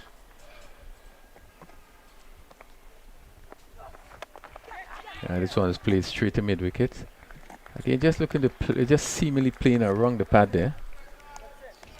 Probably was lucky just to get bat on this one. Nelson's 111 for 3.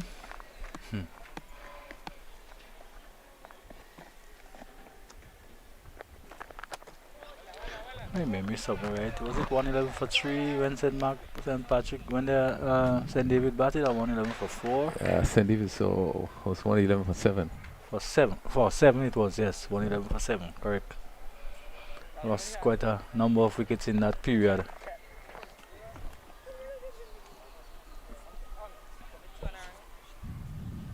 At the end of 22 overs, 111 for 3.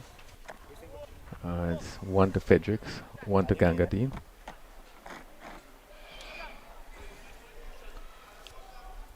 Frederick not yet off the mark, 1 to Gangadine.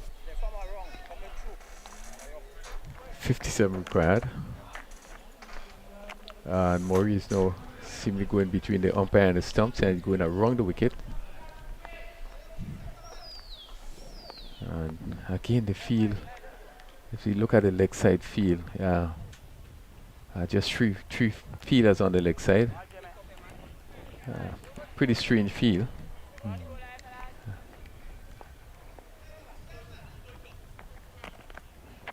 Give him a bit of air. He sits on the pad as he covers up. He's out leg before. As he covered up, there was Gangadine. Went back. And this one just seemed to hit in front. Let's see as we look at the replay. Yeah, a big inside edge. That's why you were so disappointed. I detect a huge inside edge, Crony.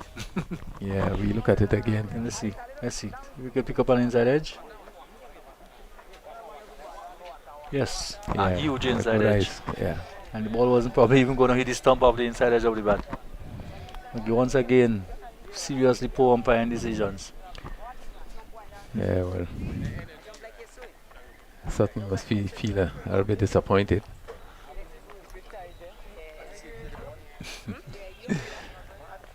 Can this, 111 for 4. I mean, this one should have been easy to pick up for the umpire. Oh, well, let's see that. I mean, you know, they all liable to make mistakes. I mean, Yeah, but there was this was the second one. There was a stumping decision. There was the other umpiring decision this morning. The ball would have taken out the middle stump, and too much of that. I mean, no. Well, we have to. These guys are experienced umpires. Yeah, but you know, you can't put it down and to mistake. All these errors in one game to mistake. I mean, it happens. It happens. probably need to test the eyes and It happens. It happens. That's part of it. It happens. Sometimes it goes for you, and Yeah, sometimes it goes against you. I used to certainly we have seen- hear about it in the past. Yeah. Where it teams certainly- carry the it umpires certainly to the happens. game.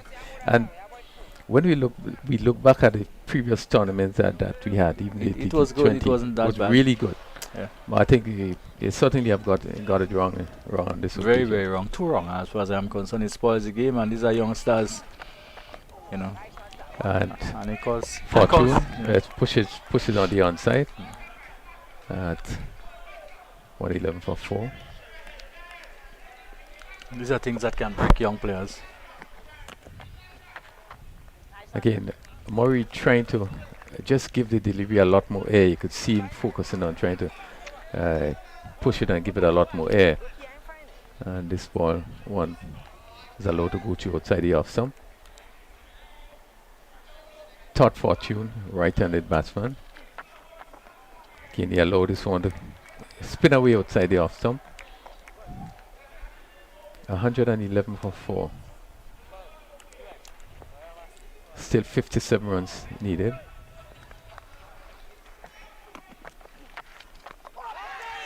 And he's bowled him. Good delivery that went right through. The batsman come forward there. I'm interested to see what happened there. Well, he missed it. He missed that straight ball and was bowled. Let's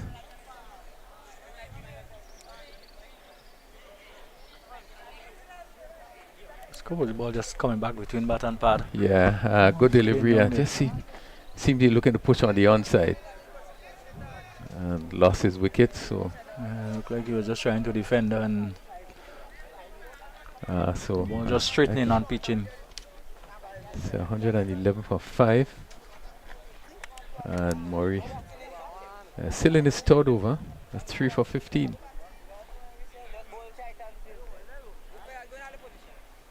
Once again, we've seen it turning of the tide. Yeah.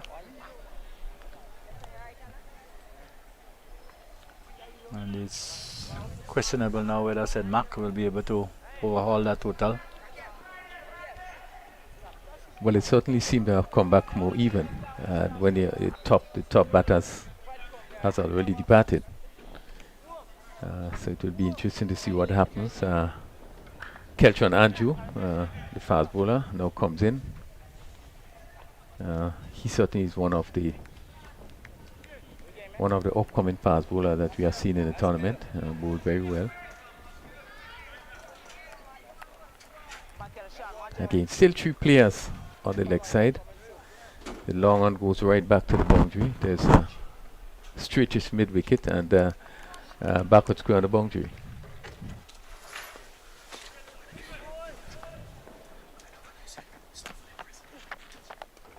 Coming forward and just pushing it back to the bowler.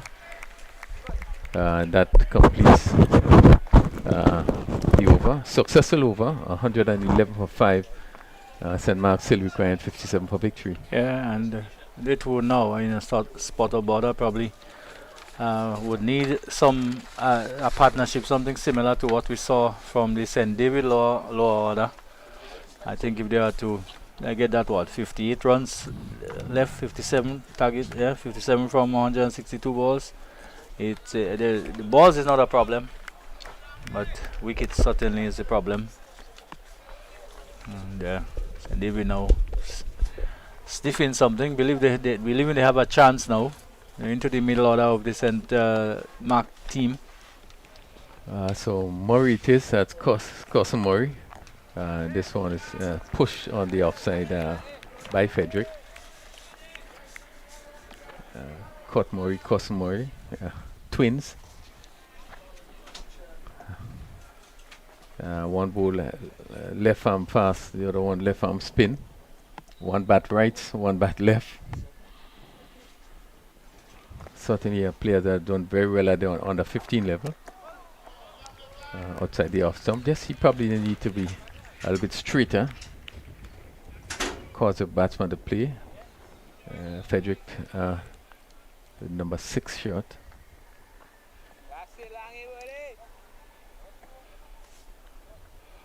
So far, 9 deliveries, 13 minutes.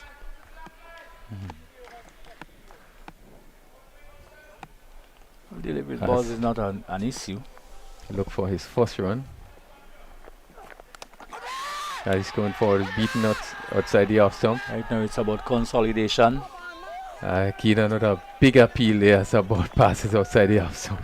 And this is not good from the youngster who throw the ball on the ground like that. I think we should have a chat with him. It's not good. It's not good for the game, especially for a young man. What was he appealing for? A catch? Was he appealing for a catch? Yes, apparently he was appealing for a catch that wasn't. But what happened after, I really just a little bit distasteful.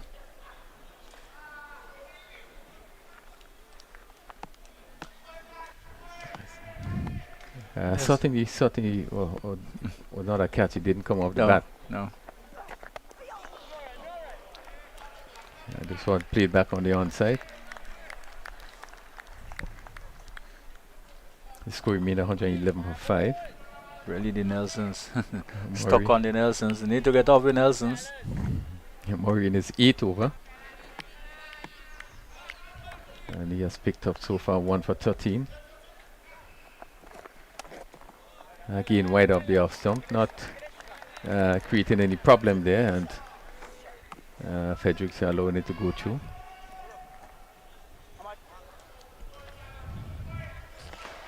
St. Mark's will have to score the biggest total of the tournament to win here today.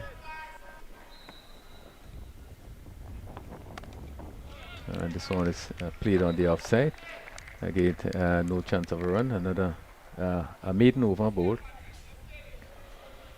The end of 24 overs, St. Mark's 111 for 5. Well, yeah, really quiet period here for St. Mark trying to consolidate. They've lost some wickets in a cluster also, just like St. David this morning. And the 2 batsmen out there will have to maybe bat and really take it deep, just like the St. David team was able to do. If they bat 50 overs, certainly they would win the game. No. Yeah, so that's all they have to remind themselves. So Andrew prepared to face Court Murray.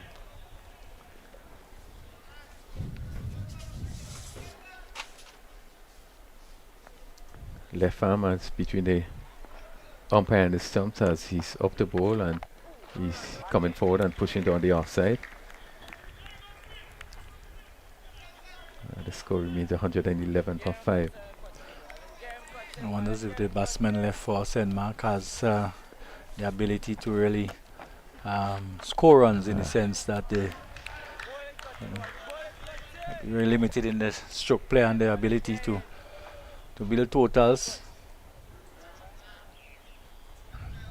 We have to look to just rotate the strike, pick up on ones and twos.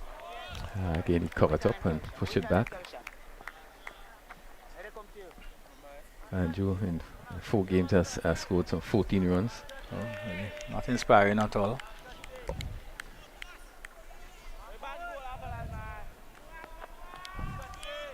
It certainly wouldn't inspire confidence in the dressing room. And he's driving to mid-off.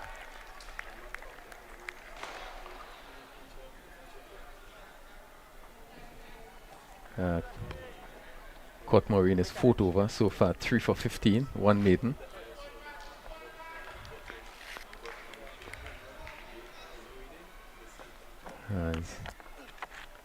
This time hitting straight down to that Murray on the boundary, one tossed up.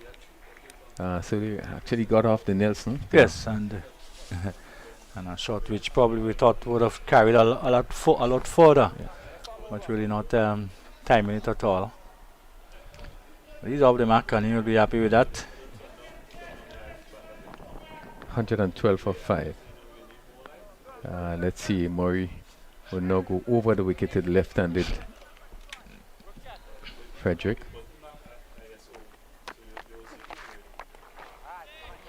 We push it back on the offside. That completes another over from Murray. Fourth over, bowled 3 for 16. St. Mark's still requiring 56 runs for victory. They are 112 for 5. So, and into the middle to lower order of the St. Mark batting. And, one did feel though from the start that the total was one that, you're just seeing the beautiful backdrop here at the National Stadium, the Dabo Hills. And it do look quite dry. One can virtually see the dryness, of course. As we say, it's not associated with the volcano at all. It's just that we're in the heart of the dry season. Yeah, the sky looks and pretty of course blue and beautiful clear. blue skies and clear skies. So lovely part of the world to be in. Particularly at this moment. At this moment. It's Cousin Murray, and he's in his 9th over. So far 1 for 13. And he's going to bowl to Keltron Andrew, and he's going to face his first delivery from Murray. And he's playing this confidently. So backward point position. Score remains 112 for 5. They certainly probably want to see Murray off, complete his quota. Both Murrays. He's up to the wicket now, bowl, and he's only driving straight, and it's chopped actually. Probably Goes back for 4. Not sure what happened there. Probably we have a look at this one, but it's seemed going to the field at mid-off. And let's see what happens here. Yes, in the air. In the air. And drop. Switch to the bucket. He has forgotten to seal the bottom of the bucket.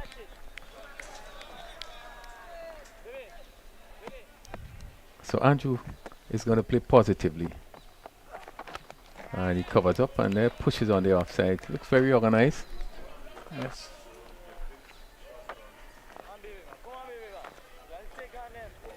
116, so 52. Certainly a bad miss there. That's how you count it down. 52. Score 3 runs now is under 50. And that's how it goes.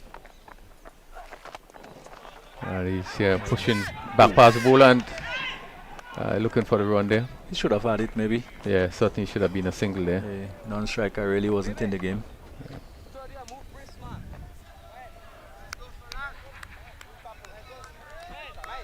Probably doesn't want to have anything to do with Murray from that end. Probably saying to him, "You take the pace, I'll take the spin." Well, Seen that happen a lot of times in our group. captain just making a change there. He himself is going down to that mid-off position where that catch was spilled, and that looked like Gruffit that being placed in cover position. And this is short, and this is hooked well, and that goes down to the boundary. For bad delivery and given the right treatment, and with just 3 players on the leg side, he was able to hit it well, and it went down to the boundary for 4. 120 for 5, and that certainly would release some pressure. So probably Frederick saying to him, "You see why I didn't come down?" Yeah. Yes, if you can play stroke like that, you don't need a single to get me on strike. Yeah, first real bad delivery by bowled by Murray. Right, it was short. He's a tall man. He's a very tall man, Andrew, and certainly had no difficulty at all with this one. coming around the wicket.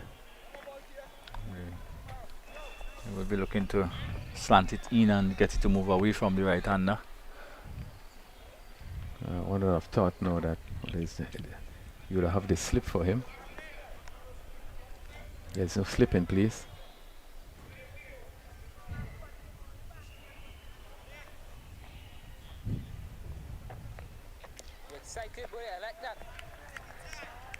That is not deep backward square on the boundary. Really, it was just a bad delivery and really deserved the treatment that he got. This is playing on the onside, so that completes his 9th over. 1 for 21. St. Mark's getting closer and closer, 120 for 5. 48 left from 144 deliveries. And just can't see them. So probably St. David has to bowl them out too in order to win the game. Yeah, they will have to bowl them out. We have to be seen how Frederick go. He hasn't shown any inclination to score so far. Yeah, he has been there for about 24 minutes. Faced 14 deliveries. Still not yet off the mark.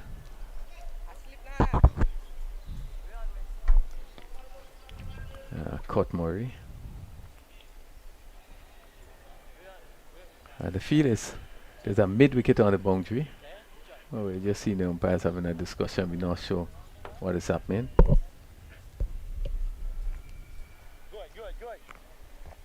A mid-wicket on the boundary. A long on the boundary. And we have a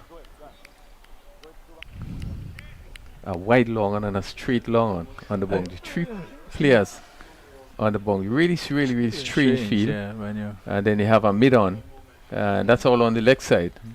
Real strange field. because also in McNeil actually are singles. You can win it with singles. Yeah, certainly the field plays in need. Left a lot to be desired. Understand the tactics. He comes forward and look at the swing there. It's on. Just seemed to hit on the pad there. It's really just if you can understand what the strategy here. Well, he probably has the notion that the guys will be looking to hit the ball over the top or looking to, But there's a lot of singles now on offer. Wide signal by the umpire. So all that will add. Yeah, it just seemed to be a sort of defensive method. Engages. Comes off the edge and going to run close to the boundary. The fielder had to run around. We spoke about So this that's part 2 of runs. we spoke about this part of the field all day today. The fact that the ball really is a slow area of the ground. In fact, it's very green, lush looking, which in contrast to other parts of the field. So the ball doesn't really travel quickly over the turf there. Yeah, but you want to pick up wickets, and one thing that you would need to attack, or players most of the fielders in defensive positions. So if something come up there, it's like this one that went to slip, there was nobody to catch it, and they picked up 2.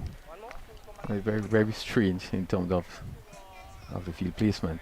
I think if Murray just bowl a little bit straighter, he probably could dislodge Frederick, who is really playing expansively, but missing quite a few of those And he's deliveries. under no pressure.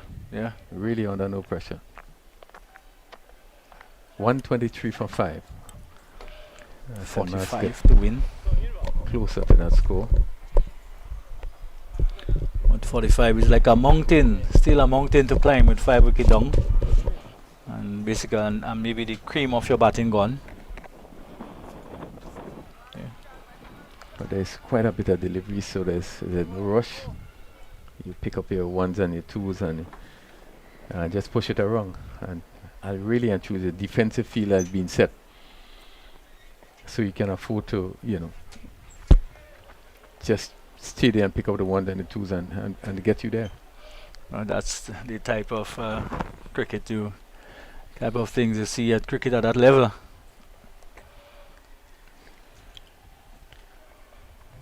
So Murray's going to pick it up. It's right down medium pace, and he's going to go to Andrew. Again, a very defensive field. There's no one in catching position close to the wicket. This one is straight to backward point. If I can say one thing about Bishop, is the fact that maybe because he has played so much with the senior men, seem to, even his field set, his mindset is like the senior cricketers over there. Look at the field set. It's for men who sort of hit the ball long, not necessarily for youngsters who push it around. Andrew's coming forward, push it on the offside. Andrew look pretty comfortable.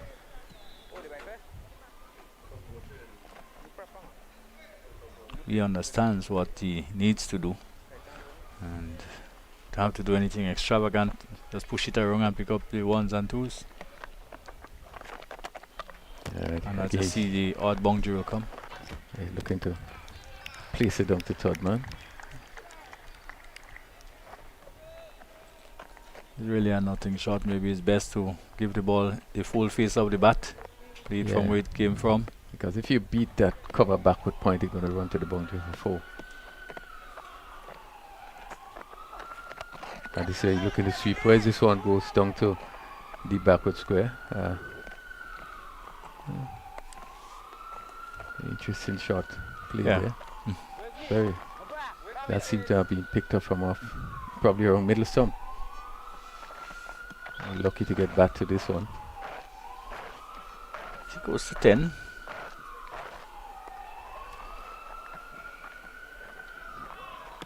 So the left-handed Fedrick coming to strike.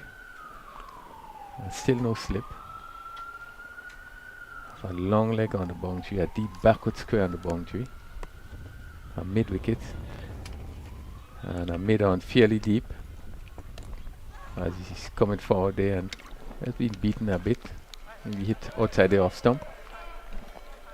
Maybe squeezing the ball onto the boot. Maybe the bottom of the bat. There's no real appeal. Yeah, you probably want to deep backward square on the boundary. And you look at the swing and swing straight to the man at mid wicket, and who takes a simple catch. And the first aggressive shot we see him try to play, as we're looking to pull this one, and Buffett, who at mid wicket picked up that catch. Remembering that Buffett would have dropped a catch early on when he dropped. I think it was catch on Andrew, and he had to come forward and pick up this one. So 6 down, 124 for 6. And certainly you have to think now that St. David may have just put themselves now in a position of ascendancy. Well, it might be still even Stevens.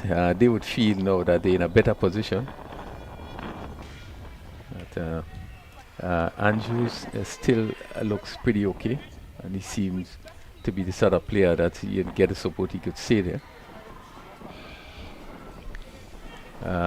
Jurikan, a young fighter, so I don't think it's all over. It's only 44 needed, 132 deliveries. So again, just a matter of staying and just put your ball around and pick up your ones and your twos. So but 124 for 6, obviously would send those feel now they are in with a chance. Deshan Jurikan.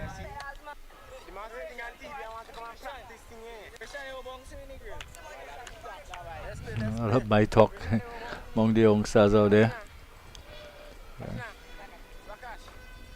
And he took the catch, but again you could see that he actually misjudged it. In that he had to kind of fall forward, whereas if he was on the move, he was probably taking it rather easily, maybe chest high.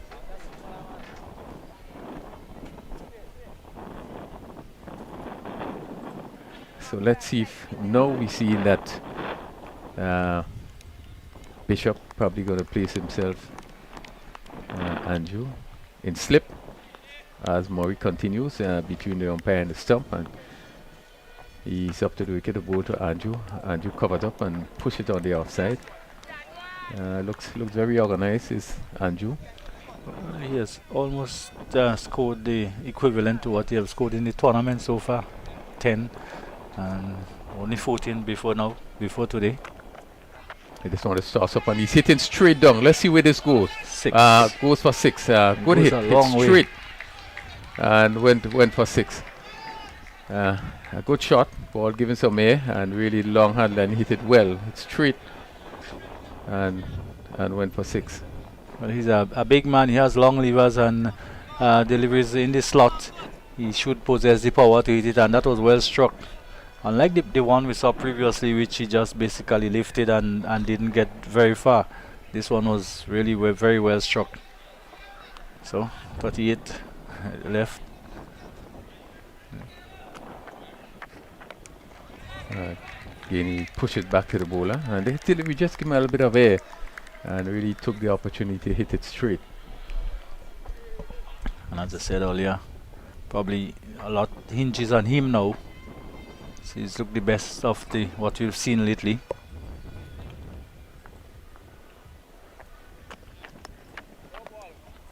And no ball.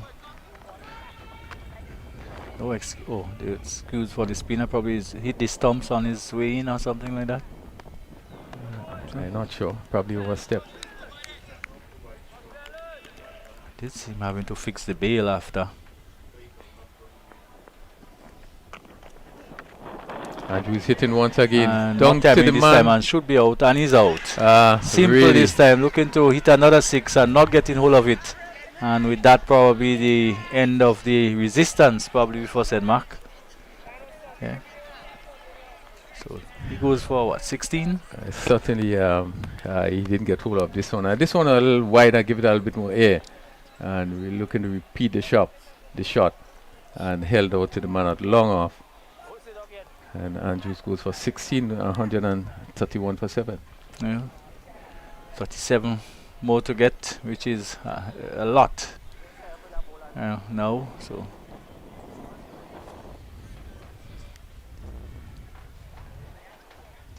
but really, as we have seen in the St. David's inning,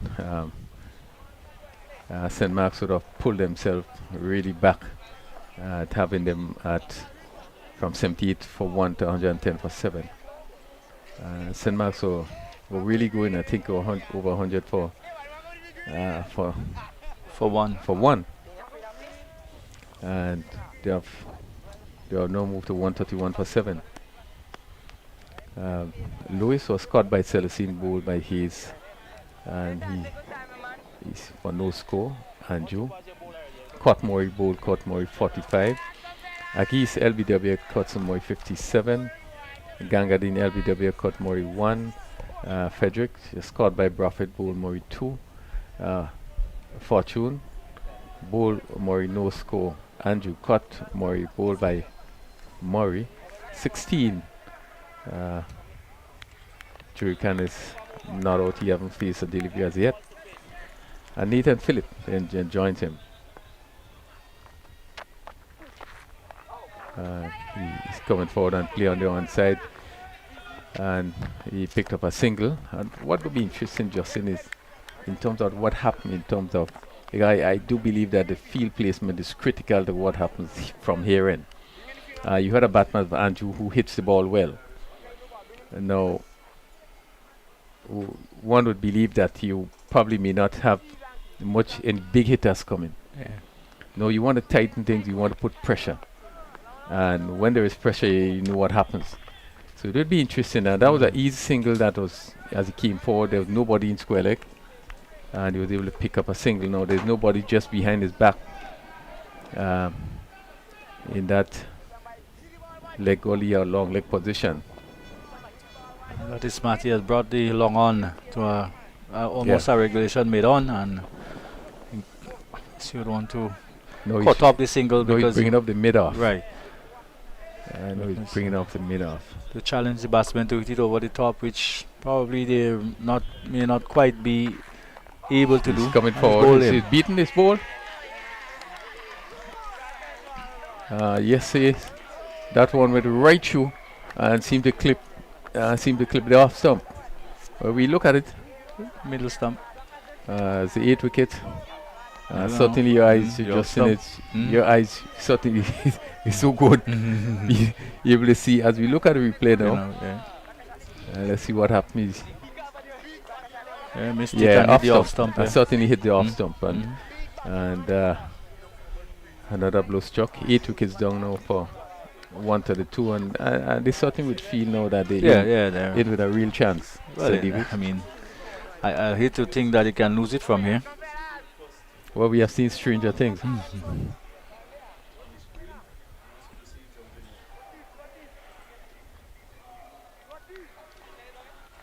So, Jurikan didn't last long. Bowled by Murray. And Caught Murray has now picked up his 5th wicket. 6 overs, 1 maiden, 27 runs, 5 wickets.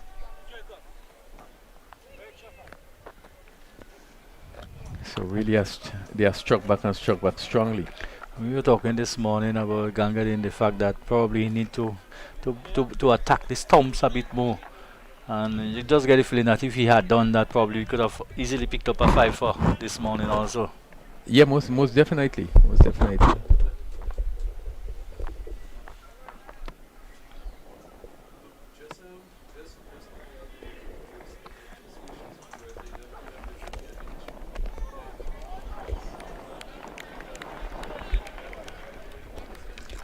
So Dante Alexander joins Nathan Phillip. Murray is at going to be bowling to Phillip. Phillip not yet off the mark. As Murray comes up to Phillip. Phillip covers up and plays to mid wicket. There's no chance of a run. Well, down in the stand, Gurney, somebody said that it was 20 runs too much. I said, well, okay, if you say 20 too much, I'll say double it because I think the outfield is a little bit slow, so you add 20 more to the total. And it almost 36 now to go, and probably you wouldn't see much more runs being scored by the St. Mark team. Yeah. Well, we certainly were looking at thinking of score in the region of 180 and above. With the start that they had, they really fell short at 110 for 7. You know, you're wondering whether they're going to pass the 128 they scored in the previous game. They went on to get 168, and the tail just hang along a bit. And I thought that was very important. They're batting out the 50 overs. So that gave them 20 more runs, 25 more runs, even 30 more probably. Yeah, because there was a partnership of about 37. I think the partnership was 43. 43, right. 43, yeah. This one is played down to third man. So that's one more. 133 for 8. And Dante Alexander is going to face his first delivery.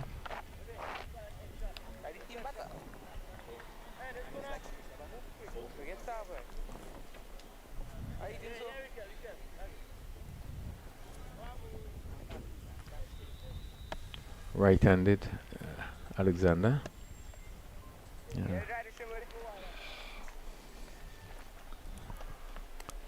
As we look at the fall of the wicket, first wicket fell at the scores 1, second at 98.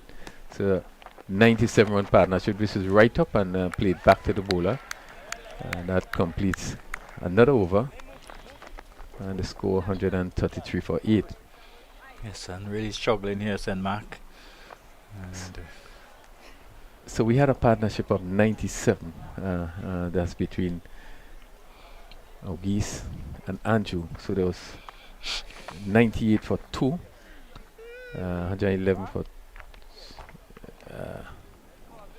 partnership of 98. And since that, it just seemed to have struggled.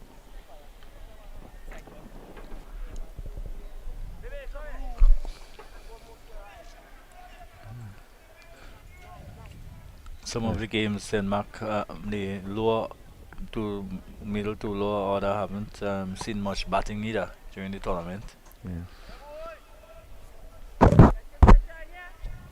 Murray over the wicket to left-handed Philip, and this one is stroked to mid-off. Extra cover. There's no chance of run. Full toss. Maureen is 7th over so far, 5 for 27. This one, you look in the swing again, comes off the leg and going to run down to that vacant position. Just in that we have been speaking about, the keeper had to do some running, and the batsman look like going to pick up 3 runs. And certainly 3 runs. We just spoken about that position there. Really, there's no one behind the bat on the leg side there, and they keep. They have to do some chasing. That's pitch up right down to the boundary, and they pick up 3. 136 for 8. Yeah, because he had his delivery which came back into the left-hander, and he got a fair bit of bat on it. Went pretty close to the boundary. Well, it remained the same position on the leg side, the backward square, and just right back. There's nobody behind the bat. He's moved. That square leg is now going forward of square. Yeah, he's going forward of square. So there's no one going right back to the keeper. Interesting field placement. That's Murray. He's coming forward again, turning almost to that vacant position. The field line mid-wicket having to run to his right. Certainly you have to look at your field placement. Looking at For the right-hander, it's not too bad in the sense that the ball is leaving him outside the off stump. So in order to play it behind square, we'll have to go right across it. Alexander is again coming forward. And he's looking to drive or to go straight to cover. He probably just need to understand his role there and stay. Pick up the 1s and the 2s.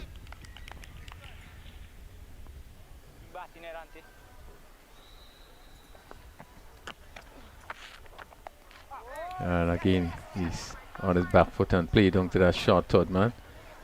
And picked up 1 more. And that completes another over. So we have, it's 137 for 8. And 31 overs is completed. So we're down to 31. Yeah, and certainly that game is still on. Yeah, I like to believe so. Over on the other side of the road, on the other side, we can see a football match or training in that look like a football game. They have this under 19 football and 19 and under 15 football taking place. That's over. That's at the National Stadium over on the other side, or that's over. In fact, that's over on the college ground. As this is happening. Just behind us, on the side of us here, towards the left. So Rishan Murray, who played a good hand with the bat, and this one is played to just in the slip position, as again the batsman Alexander looking to stay down to third man. Luckily for Teddy Bishop, he was in the right position. Anything maybe further to his left or his right would have gone past. Yeah. Murray scoring an important 16. He actually stood up at the end. As he buses in now to bowl to Alexander. Again, Alexander just looking to play this ball again down to third man. Just Bishop moving to his right. Field. The score remains 137 for 8. And he just seems to be playing everything very late. Everything going behind or square with the wicket. And as I speak, he This one is drives one. stroked to mid-off. Maybe he was just listening to me. Just trying to show me that can hit it in front of the wicket. Yeah, well, really, it's a sort of final that you want to have in terms of the scores. I think both teams would have had to score the biggest total. St. David's 167, I think it's instead of 168. And St. Mark's will have to score the biggest total to get across the line.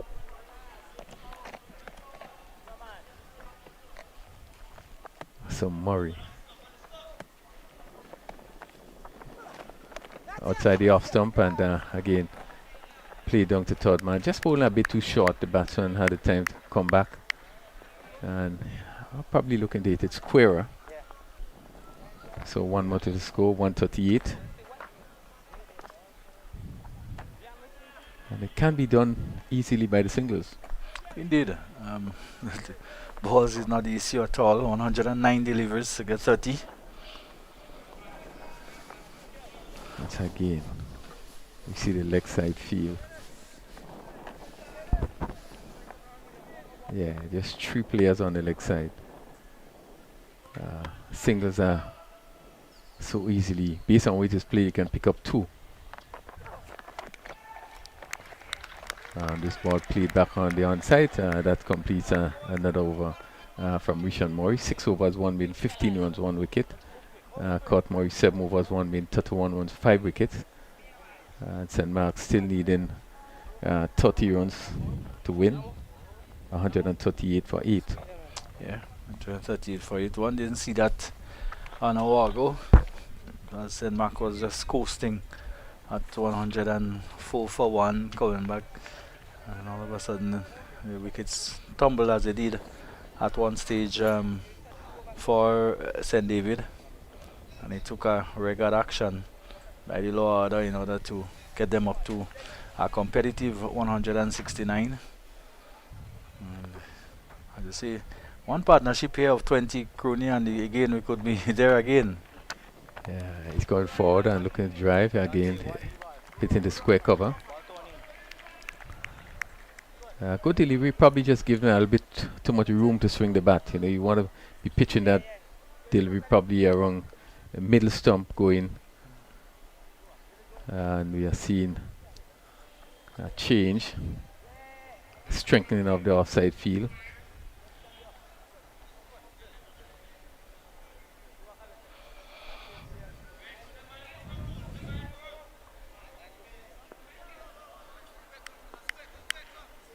Yes, Murray. He's coming forward and pushing into that backward point there. Alexander on 2. So far faced 13 deliveries. There for 12 minutes. Shorter delivery that is swung, and it goes down just behind the keeper. And they pick up a bye, actually.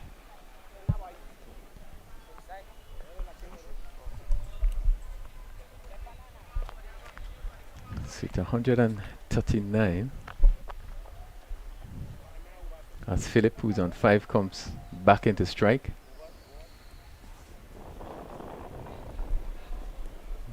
Really interesting battle here, Justin. That can go anywhere.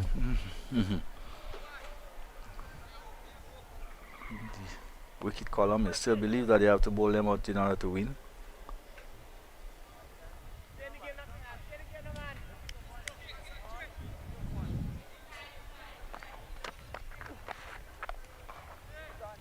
It's on the plate to cover.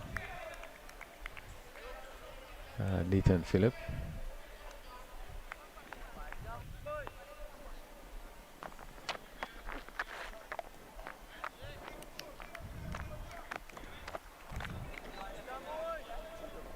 $139 for 8. St. Mark at one stage 99 for 1. He's going forward and driving down to long off. ability to hard, just safely getting it into space. Yeah, that case, a longer field was pretty wide, so he's able to get down to a straight long off, pick up one. It's 140 for 8. So it's getting close. 28 required.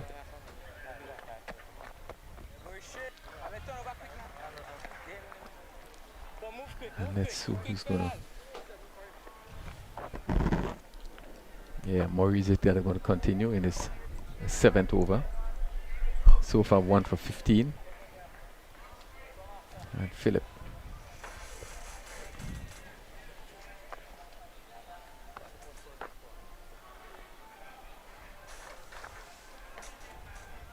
Certainly, this is sort of final that that you'd always want to see. Yeah, it's Close final, competitive indeed. final. So whatever happened from here on, it's been a spirited chase also by St. Mark.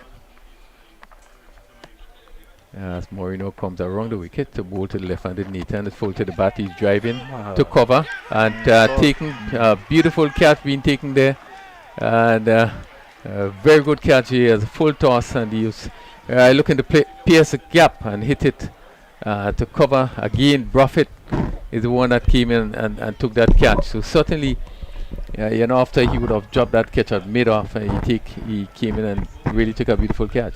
Yes, and really a poor shot. Well, just probably looking to place it between the fieldsmen. No real purpose in the shot, and in the end, just hitting it in the air, and the fielder coming in and taking a catch. So St. David will, not only feel, but they should know that they has at least 1 foot or 1 hand on the trophy. So yes, full toss as we look at the replay there, and Buffett coming in there and really diving and taking a really good catch. Is that Buffett? I don't think it's Buffett. Right now. Lambert it is that really came in and dived and took a very good catch. So Philip goes for 6. It's 140 for 9. As Nathan Alexander comes in. They probably feel that they have 1 foot in. Well, I want to think that I don't know how I'm seeing St. Mark winning from here. Yes.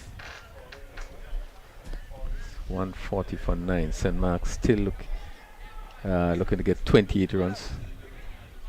Of course, in Formula 1, they may tell you that a man leading the race might be caught up within 6 or 7 laps.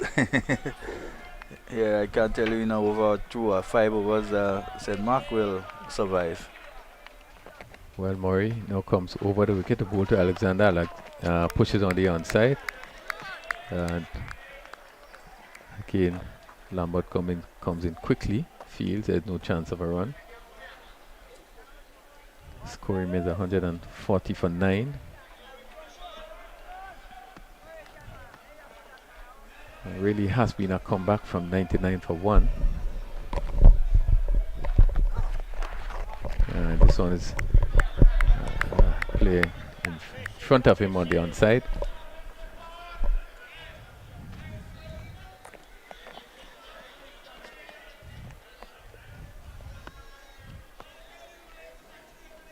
Bishop at first slip. You have a backward point at third man on the boundary. Cover, extra cover, and a mid-off fairly wide. And he's looking to pull and he's bowled him. And St. David's sort of complete a victory. So again, Alexander looking to pull, and that went right through him. And Spummer hit the middle stump. And St. David's sort of really come through. Yes, and after losing those few wickets and exposing the middle order, I think it was all over for them. I think there was a couple crucial moments. The loss, of course, of Auguste, and of course when the captain fell, it was probably the end of the road for St. Mark. Yeah, I thought that it really was a spirited reply, and one felt at one time that St. Mark's was running away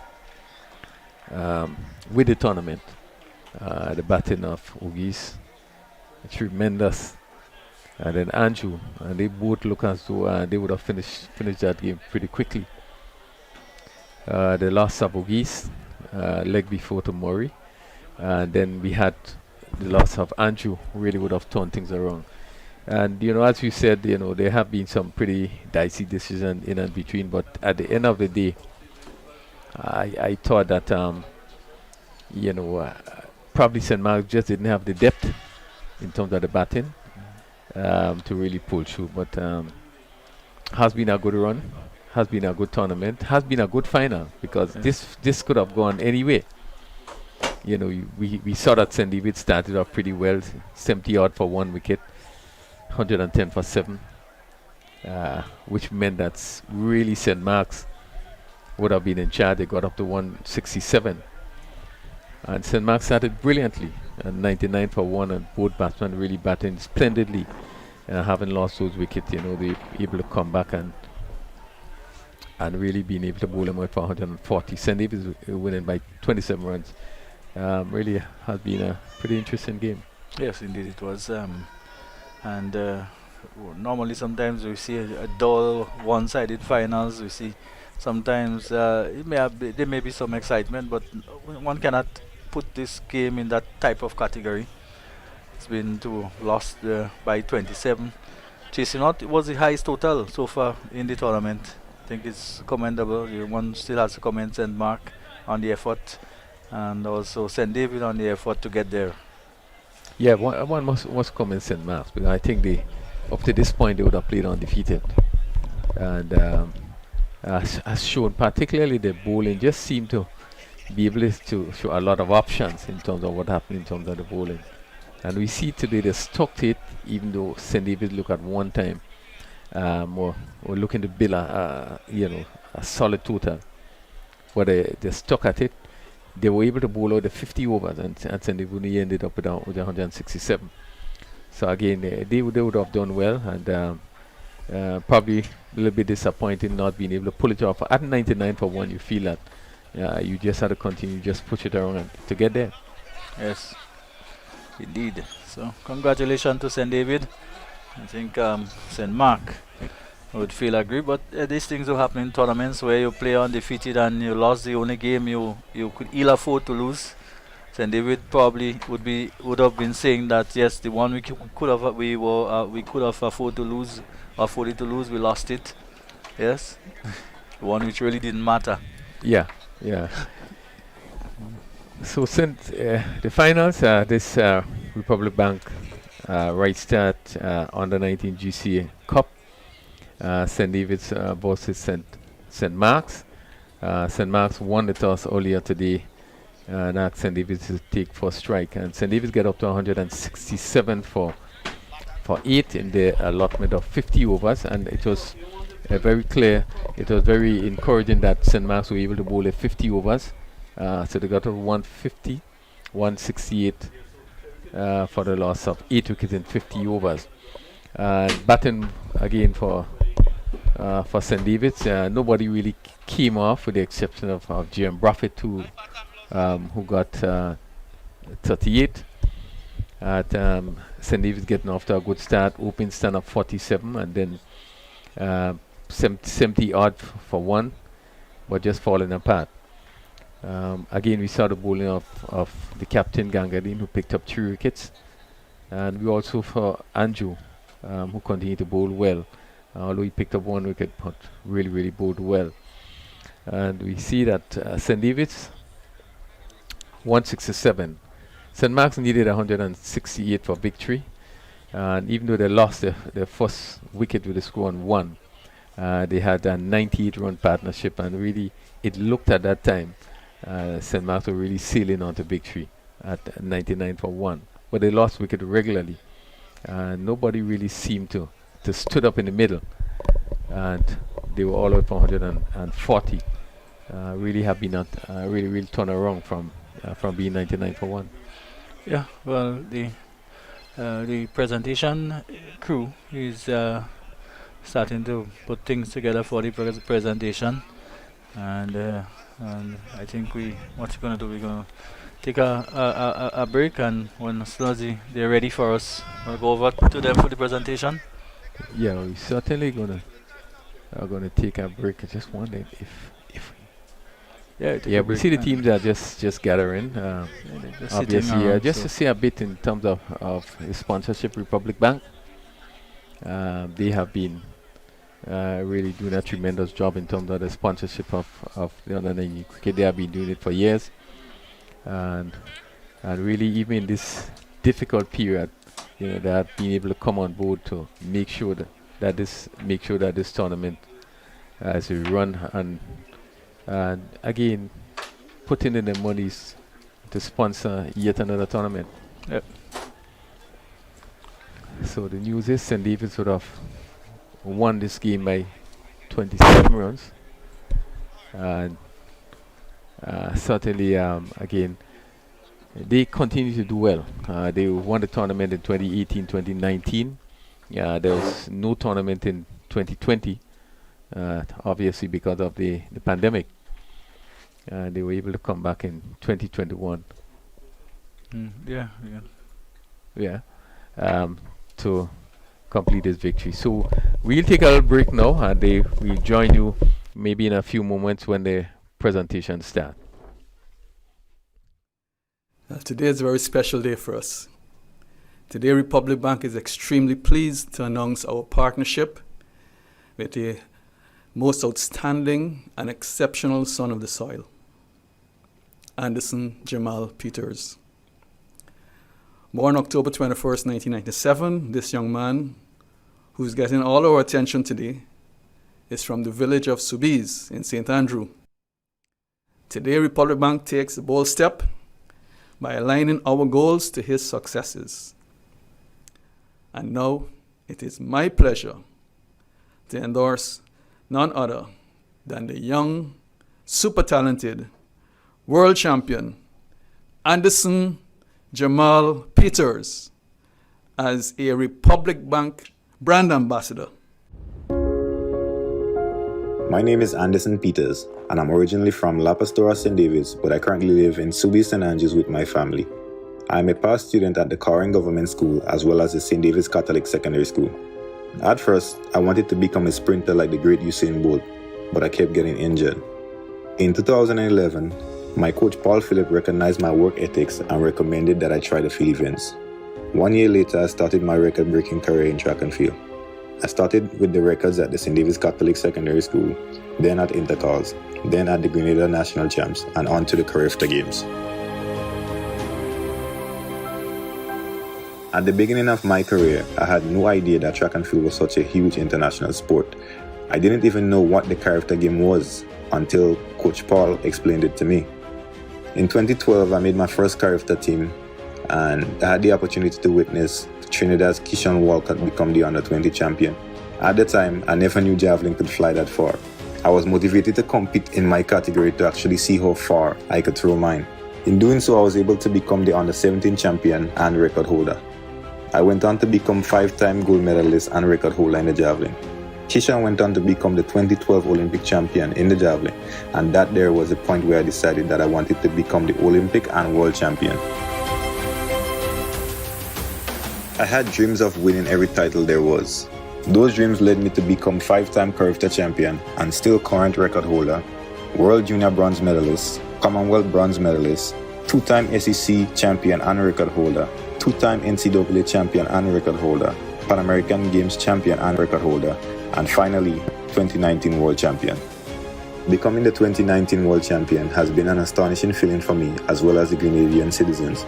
Dreaming of becoming a world champion is one thing, but actually accomplishing it, that is something unique. After finishing 28th at the 2017 World Championship and coming back and winning it 2 years later has been the pride and joy of my career so far. Grenada is a very small country and it has 2 world champions, myself and Kiriani James. That is something every single Grenadian should be proud of. After the World Championships, I had to undergo a left knee surgery. What most people don't know is that I was competing in the World Championships with an injured left knee.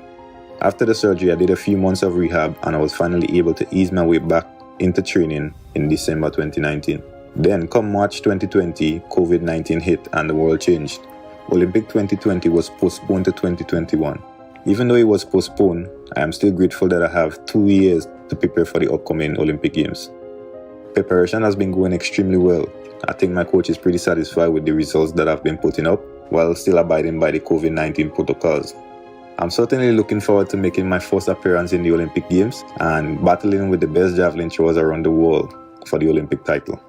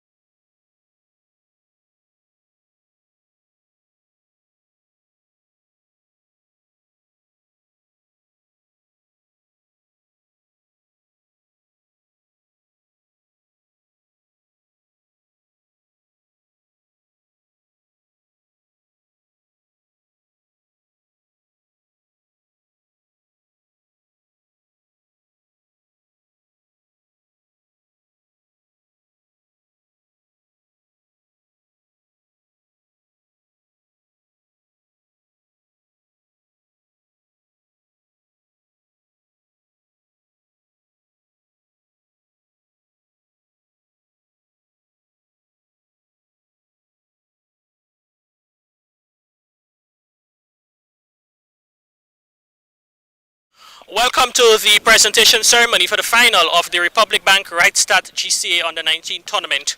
We've witnessed 11 competitive matches in this year's tournament, and we're here at the final stage where we witnessed victory for St. David's by 27 runs in the final against St. Mark. So join me and let's give a hand to our competing teams in the final, St. David's and St. Mark, for an excellent tournament. It is my pleasure to introduce to you the members of the presentation party today. We have Mr. Dwayne Gill, the president of the Grenada Cricket Association, and to his left, Mr. Dorian McPhail, representing Republic Bank, Grenada Limited, our title sponsor, and he's the manager of the Melville Street branch of the bank. Today we're going to get into the presentations because we think we need to reward our players for outstanding tournament this year. We have some individual awards which we're going to present, and then we are going to present medals to our competing teams in the finals, along with a trophy for the winners. But before I do that, I would like to announce that tomorrow we're going to be back here at the National Stadium for the All-Star match in the tournament, where some of the best players in the tournament will come up against each other. 27 of them will be involved in that match tomorrow.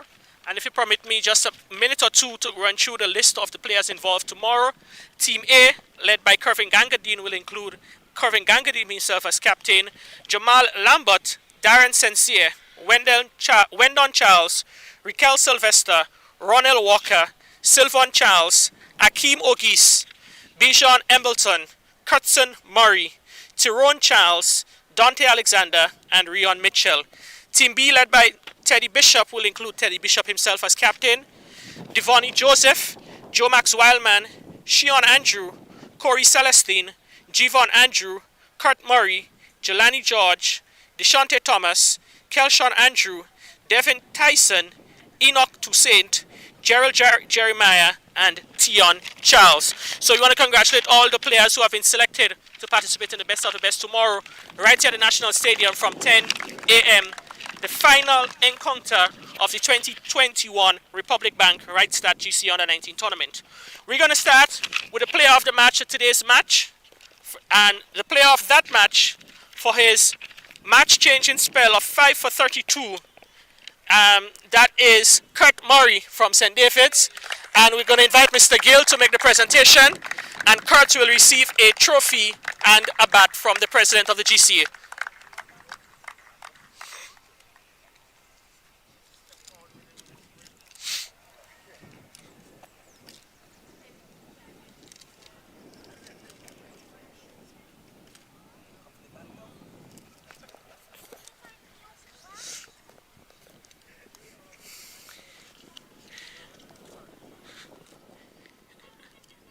Next up, we can ask Mr. Gill to remain. The next award is to the best batsman in the tournament. And without a doubt, he dominated from the first match to the very last. He scored consistently, and I believe his margin of his run, he aggregated 244 runs in the tournament with over 100 more than the nearest rival. The best batsman in the tournament, Akeem Ogis from St. Mark, he will receive a trophy and a bat from the president of the GCA. And we must know that Akeem Ogis is actually from the island of St. Lucia, who is representing St. Mark's in this tournament. So congratulations to Akeem, and it was a pleasure having you here. Akeem, wait for your bat. The best bowler in the tournament, finishing with 15 wickets, including 5 for 32 in the final, Kurt Murray. He'll receive a pair of gloves from the president of the GCA.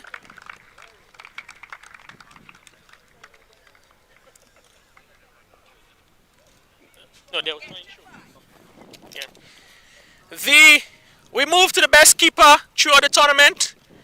And the best keeper in the tournament adjudicated to be Jamal Lambert from St. David's. Jamal will receive a trophy and a bat presented by the president of the GCA.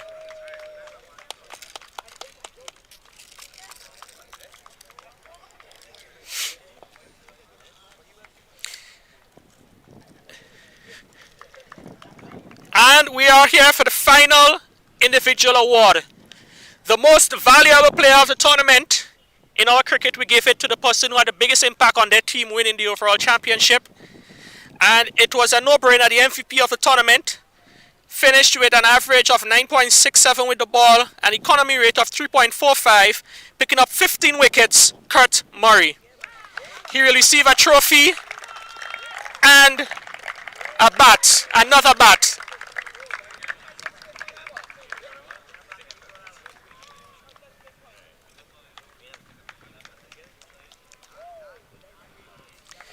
So that was the end of the individual awards, and we move over now to the team awards. We're going to ask Mr. Gill to remain to assist with the medals for the runners-up, and we're going to call the players so they can come to receive their medals from St. Mark. So we're going to start with, we're going to ask you guys to come up one by one to receive your medals. So we're going to start with Akeem Ogis.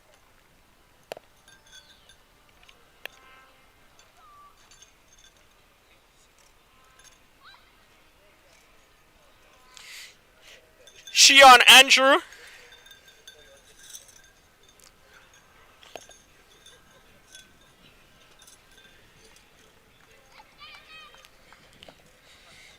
Kelshawn Andrew.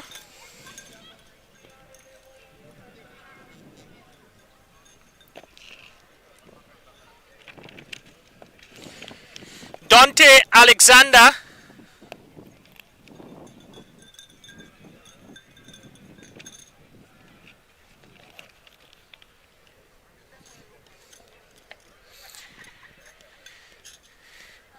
Shandy Frederick.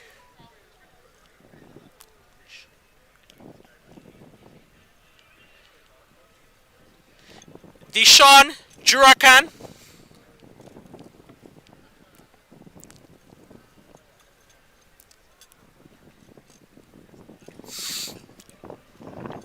Nathan Phillip.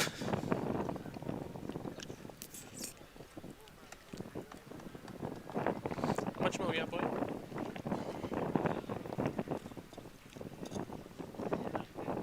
How much? Todd Fortune.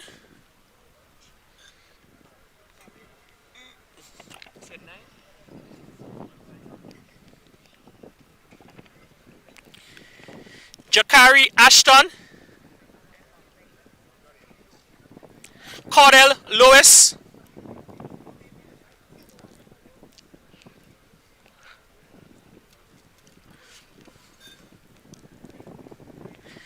Alex Bartholomew. Terrell Narain. Ronaldo Botran.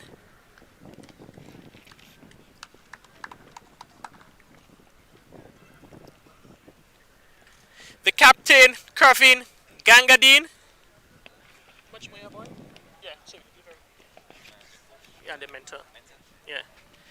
We're gonna have the coach, Mr. Rene Belfon.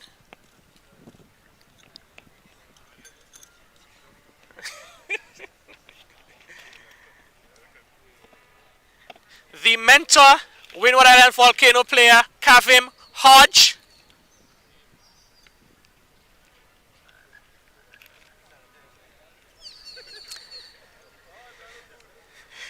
And the manager, Mr. Gangadine, Kelly Gangadine.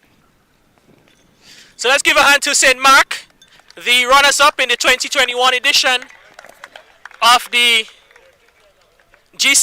Republic Bank GCA Rightstart Under 19 tournament.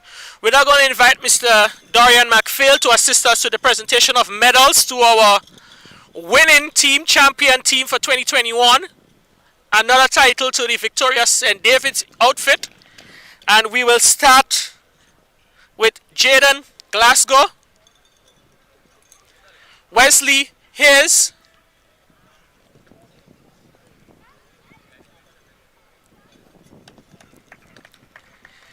the MVP and player of the final, Kurt Murray,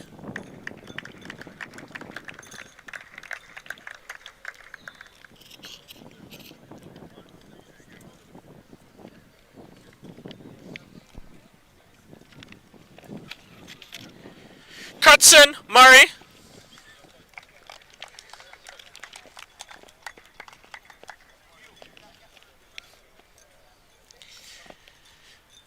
Jamil Lambert. Jamal Lambert.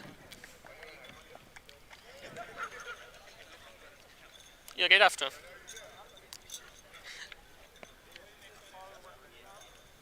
Alex Charles.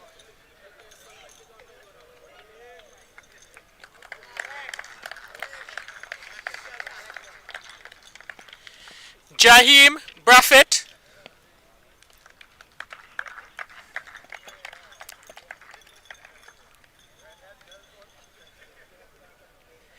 Kaden Rubin.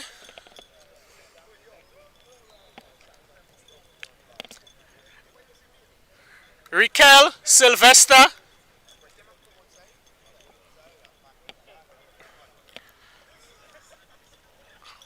Corey Celestine.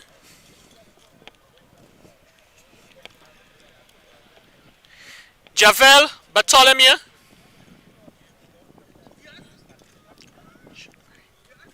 Rishon Murray.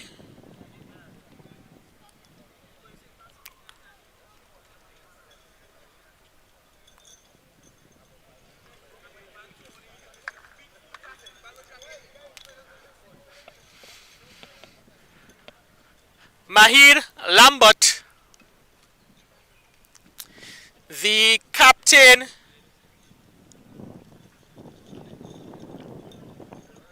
Teddy Bishop. The coach Clyde Telesford.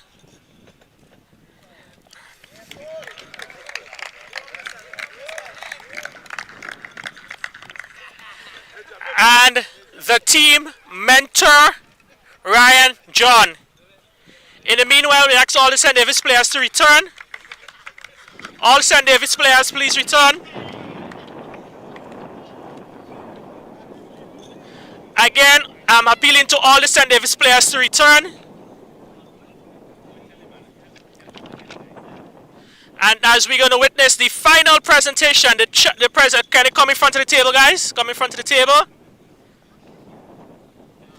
And where we're going to have the final presentation to the captain of the St. David's team, the winners of the 2021 Republic Bank GCA Rightstart tournament. Teddy Bishop come to the front to receive the championship trophy from Mr. Darian McPhail, representative of Republic Bank, sponsors of the Republic Bank Rightstart GCA Under 19 tournament. So let's give a hand to St. David's, our champions of the 2021 tournament.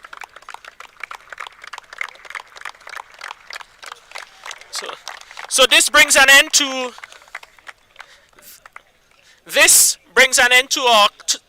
the final of the tournament. Reminding you that we're back here tomorrow from 10 a.m. for the All-Star game, which is going to be streamed live on the Grenada Cricket Association's Facebook page and our YouTube page.